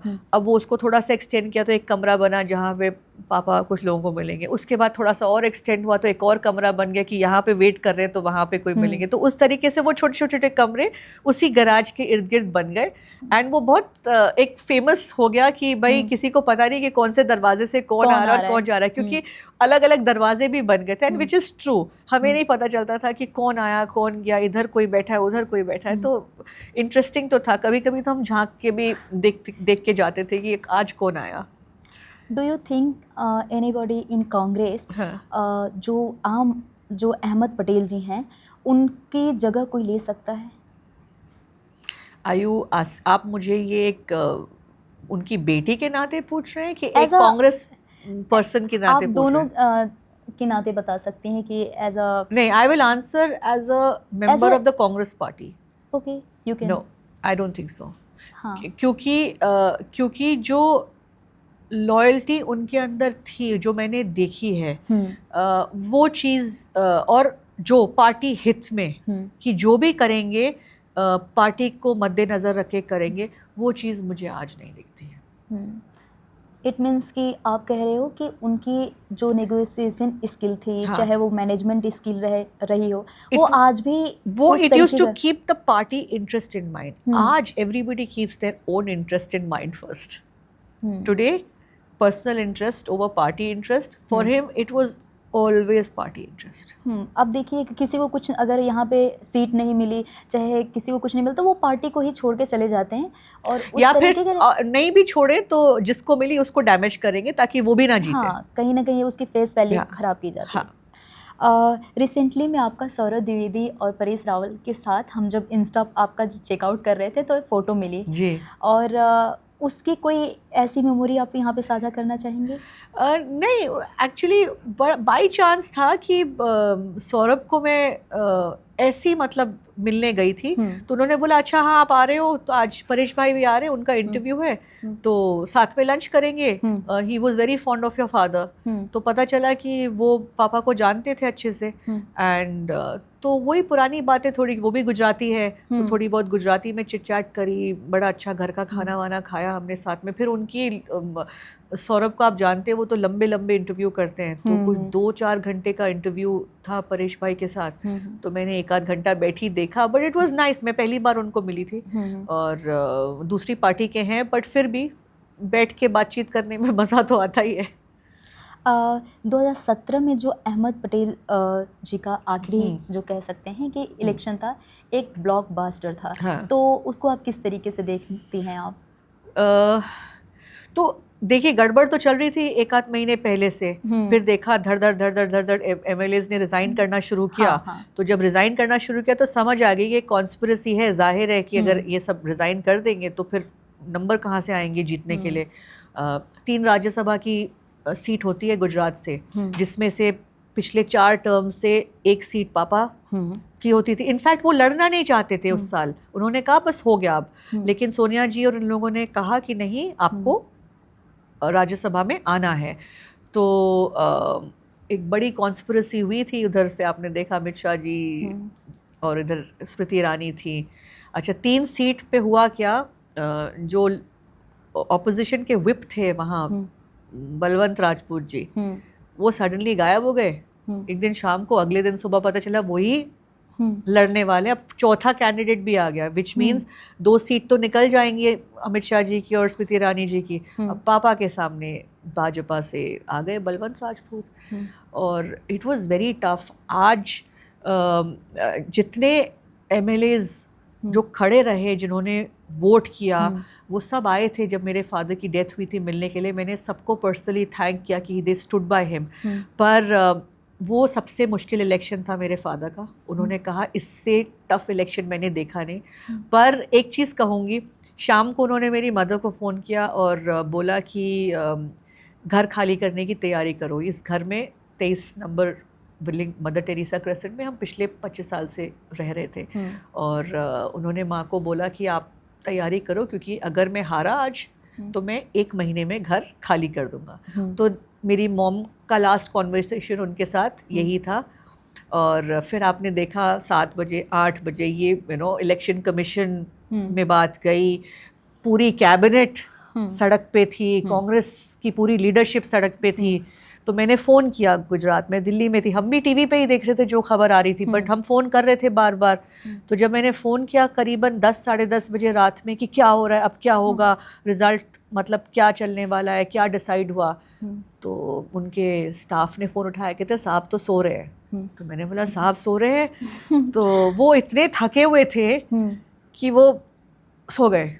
और यहाँ पे पूरी कैबिनेट, पूरा कांग्रेस पार्टी, सारे इलेक्शन कमीशन के बाहर थे। तो हम लोग भी वेट करते रहे, बट आई मीन जिन लोगों को पता भी नहीं था कि राज्यसभा का इलेक्शन कुछ होता है, मतलब लोगों ने उस दिन सीख लिया कि एक चुनाव होता है राज्यसभा का, और कहाँ से देश भर से फ़ोन नहीं आए। फिर मैंने उनको एक मैसेज छोड़ा, मैंने कहा पापा, आई सेड आप जीतो, आई सेड सत्यमेव जयते बोलना। तो एक वो ट्वीट गया वहाँ से उनका, तो वो मैंने ही उनको कहा था उस वक्त।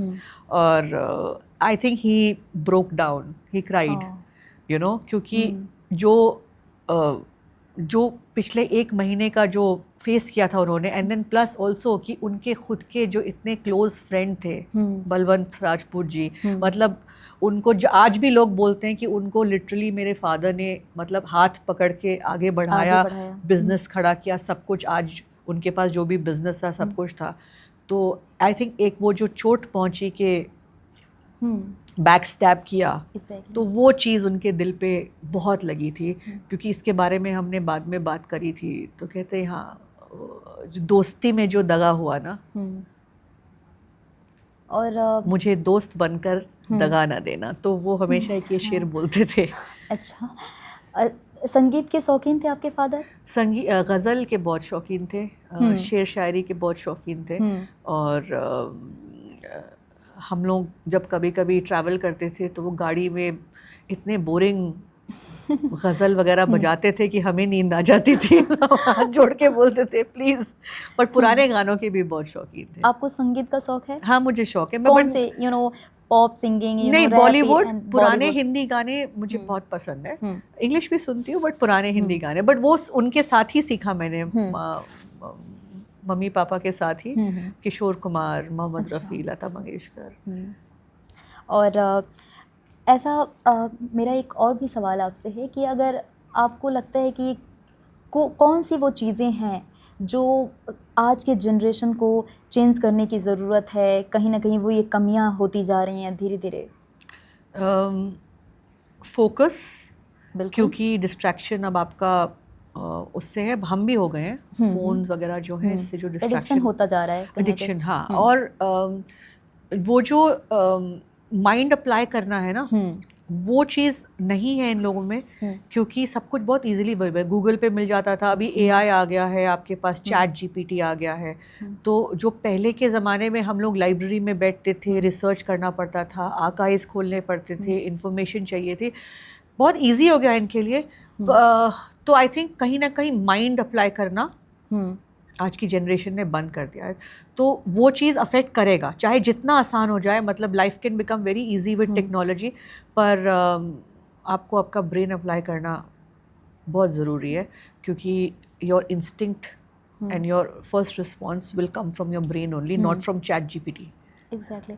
और आपने जैसे बोला कि आपके दोस्त सौरभ द्विवेदी जी हैं, तो एक उन पे आरोप बड़ा आजकल लग रहा है, यू नो, आप इससे कोई, मुझे लगता है कि सभी लोग इस बात को जानने लगे हैं अब कि मतलब सो कॉल्ड सोशल मीडिया में अगर जो गोदी मीडिया का जो आरोप लग रहा है इन पे, इसको आप किस तरीके से देखती हैं? एज अ फ्रेंड आप इसका जवाब दीजिए। नहीं, देखिए, मैं उनको जानती हूँ, और मैं उनका शो बहुत वक्त से देखती हूँ, और मेरी हाल ही में उनसे जान पहचान हुई थी, बट वो भी topic of discussion started with my father, क्योंकि वो जानते थे उनको। अब वो उनके मोस्टली जो गेस्ट आते हैं वो थोड़े से राइट विंग लीनिंग होते हैं, तो शायद सवाल उस तरीके का हो जाता होगा। सो आई रियली डोंट नो कि ये परसेप्शन क्या है उनका। I enjoy watching his shows. तो मुझे नहीं, अभी हाल ही में इनफैक्ट अगर आपने देखा होगा, वो शाहिद सिद्दीकी का इंटरव्यू किया था, और उसमें शाहिद सिद्दीकी ने बताया था कि भाई अहमद पटेल का फ़ोन आया मुझे कि मोदी वाला इंटरव्यू नहीं दिखाना है। तो वो भी काफ़ी क्लिप वायरल गया था। बट आई डोंट नो उसको, मतलब वो अपना काम कर रहे हैं एज अ जर्नलिस्ट, तो उनका काम है कि खुरेद के सवाल पूछना और जवाब निकालना। अब वो आंसर कहाँ ले जाता है उसमें अगर आपको, आई डोंट नो। यूट्यूब के चैनल्स का मैं इतना नहीं कह सकती हूँ। Main stream media of course because they are headed by big corporations, कहीं ना कहीं उन पे प्रेशर अलग है, तो वो तो गोदी मीडिया 100% बिग चैनल्स तो हैं ही। यहाँ आई don't no, I think guest पे डिपेंड करता है, आपकी अप्रोच पे डिपेंड करता है, आपके जवाब पे डिपेंड करता है। तो गोदी मीडिया कहे ना कहे मुझे नहीं पता, आप मुझे बता रही है तो मैं सुन रही हूँ। नहीं, अब जो है काफ़ी ये चीज़ें जो है हमारे जैसे हम लोग देखते हैं तो सोशल मीडिया पे ये बहुत बहुत ज़्यादा मैक्सिमम ये चीज़ें वायरल हो रही हैं कि गोदी मीडिया का आरोप लल्लन टॉप चैनल पे भी लगा, सौरभ द्विवेदी पे भी लगा, क्योंकि उनके फ्रेंड्स उनको छोड़ के जा रहे हैं। एक प्रोग्राम में गई थी मैं कुछ वर्ष पहले, और राहुल कंवल जी थे वहाँ पे। अच्छा। तो उनको मैंने कहा ये इसी टॉपिक पे, तो मैंने बोला आप लोग तो मतलब इतना ज़्यादा, मतलब आप लोग के ऊपर प्रेशर होता है कि आप लोग बोलते ही कुछ और है। मैंने ऐसे कैजुअल बैठे बैठे तो मैंने बोला आपको तो फ़ोन आ जाते होंगे कि ये चलाना है ये नहीं चलाना है। तो मुझे देखकर स्माइल करके कहते फ़ोन तो आपके पापा का भी आता था। तो फिर मैंने कहा आता ज़रूर होगा, पर उनका वो खौफ वैसे नहीं होगा कि यहाँ पे तो एक डर है कि कुछ भी हो जाएगा। तो वहाँ पे क्या था, मैंने खुद भी देखा है मेरे फादर को फ़ोन उठा के करते हुए, अरे आपने ये क्या चला दिया, चलिए छोड़िए रहने दीजिए, मत करिएगा अब आगे, बड़े पोलाइटली मैसेज एक दे देते थे कि ना करें, बट कोई विंडिक्टिव बिहेवियर नहीं होता था कि उसके बाद रेड करा दी, उसके बाद किसी की करियर ख़त्म करा दी। Are you getting it? आज का जो प्रेशर है वो एक अलग ही प्रेशर है। तो आई थिंक उनके पास भी चॉइस नहीं है, कमर्शियल सब कुछ बन गया है, दूसरा की डंडा चल रहा है, आपको आपकी पर्सनल लाइफ भी देखनी है, तो इंसान के पास चॉइस ही नहीं बचा। विच इज़ वाई हम बोल रहे हैं कि लोकतंत्र खतरे में है, संविधान बचाना है और फ्रीडम वापस आनी चाहिए। फ्रीडम ख़त्म हो गई है सबके लिए। एग्जैक्टली आपके फादर का जो है कहीं ना कहीं एक इस तरीके से योगदान भी रहा है, बहुत बड़ा योगदान रहा है कांग्रेस में, कि वो कहीं ना कहीं पीछे से काम करना पसंद करते थे और उनकी स्किल इतनी बेटर थी कि, और आज देखिए वो इतना बड़ा नाम भी बने वो। तो उसको किस तरीके से देखती हैं? क्योंकि मोदी जी जो हैं इंटरव्यू नहीं देते हैं लेकिन कैमरे के सामने प्रॉपर आते हैं, तो इस चीज़ को अपने फादर से और मोदी जी से किस तरह से कंपैरिजन कर पाती हैं आप? नहीं, कंपेयर नहीं कर सकते। देखिए ही इज़ प्राइम मिनिस्टर और ही इज़ ऑल ओवर, मतलब लार्जर देन लाइफ इमेज रही है। मेरे फादर की बात करूँगी और बेटी की तरह मैं बेटी के नाते बोलती हूँ, तो उनका काम बोल रहा है। आज अगर उनको इतने साल बाद भी लोग याद कर रहे हैं। हाल ही में मैं अमेरिका गई थी और मैं एज अ टूरिस्ट घूम रही थी कहीं, तो लोग आए मेरे पास पहचान के कि अरे आप अहमद पटेल जी की बेटी हैं, और इतने प्यार से याद कर रहे थे। तो आई थिंक वो ही एक लेगेसी है जो छोड़ के गई है। चाणक्य है, ये है राजनीतिक सलाहकार, ये वो, इसको मैं मानती नहीं हूँ, पर जो रिस्पेक्ट गेन करके गए, जो प्यार लोगों से मिला, और आज भी जो लोग याद कर रहे हैं कि जैसा मैंने कहा कि उनकी ज़िंदगी पे इम्पैक्ट किया है। आज लोग मुझे आके मिलते हैं, बड़ी खुशी होती है कि देखिए मेरी बेटी है, आज ये डॉक्टर है आपके फादर की वजह से। एक छोटा सा एडमिशन में मदद किया, पर आज भी याद कर रहे हैं मेरा बेटा वकील है, हमारे घर बनाने में मदद करी थी। छोटी छोटी चीज़ें जो होती हैं। तो आई थिंक आज उनका काम बोल रहा है, और लोग इसीलिए इतने सालों के बाद भी इतने इज्जत से, इतने प्यार से उनको याद करते, और वही हमें मिल रहा है आज, और कुछ नहीं मिल रहा है। आज ऐसा नहीं था कि उनकी जगह पे हमें बिठा दिया गया है, बट आज मैं कहीं जाती हूँ तो एक बेटी होने के नाते प्राउड फील करते हैं कि I am a daughter of this person who the world loves. इसका मतलब ये आप मानते हैं कि कभी कभी बैक कैमरे से भी काम करके भी इतना काम किया जा सकता है कि उनका काम बोलेगा? एग्जैक्टली, आई थिंक सही काम करोगे तो काम बोलेगा, उस चीज़ को आप छुपा नहीं पाओगे। आपको ढिंडोरा पीटने की ज़रूरत नहीं है।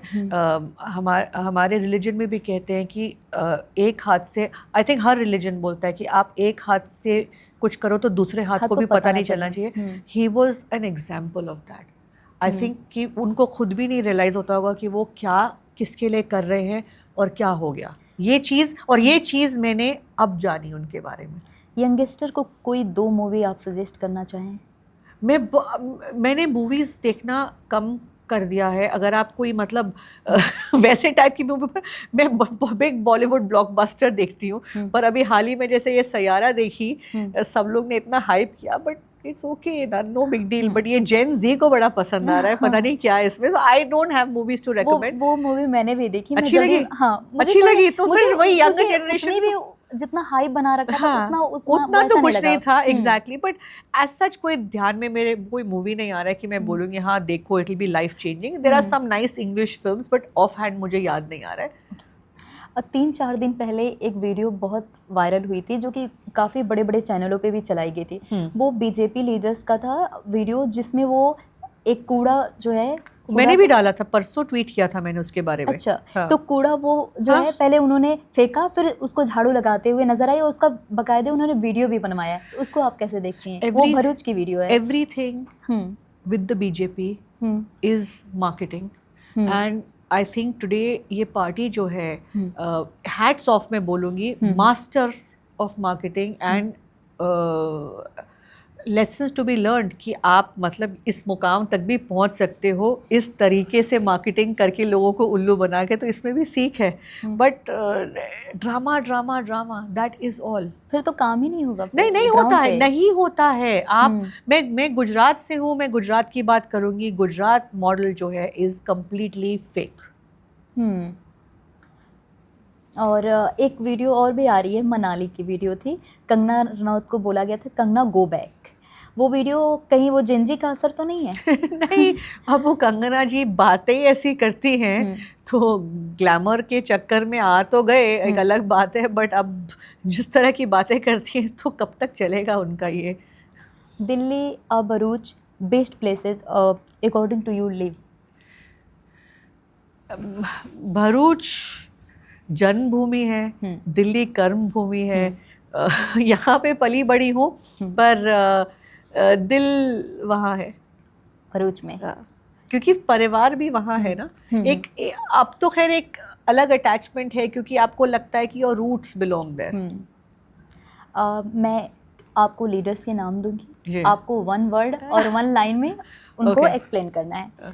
Rahul Gandhi, kind, Priyanka Gandhi, sharp, Prashant Kishor, strategist, Akhilesh Yadav, smart, Mamata Banerjee, vocal, Narendra Modi, strong, Amit Shah, sharp, Chirag Paswan, promising, Ahmed Patel, the best, Mumtaz Patel. Trying to be the best.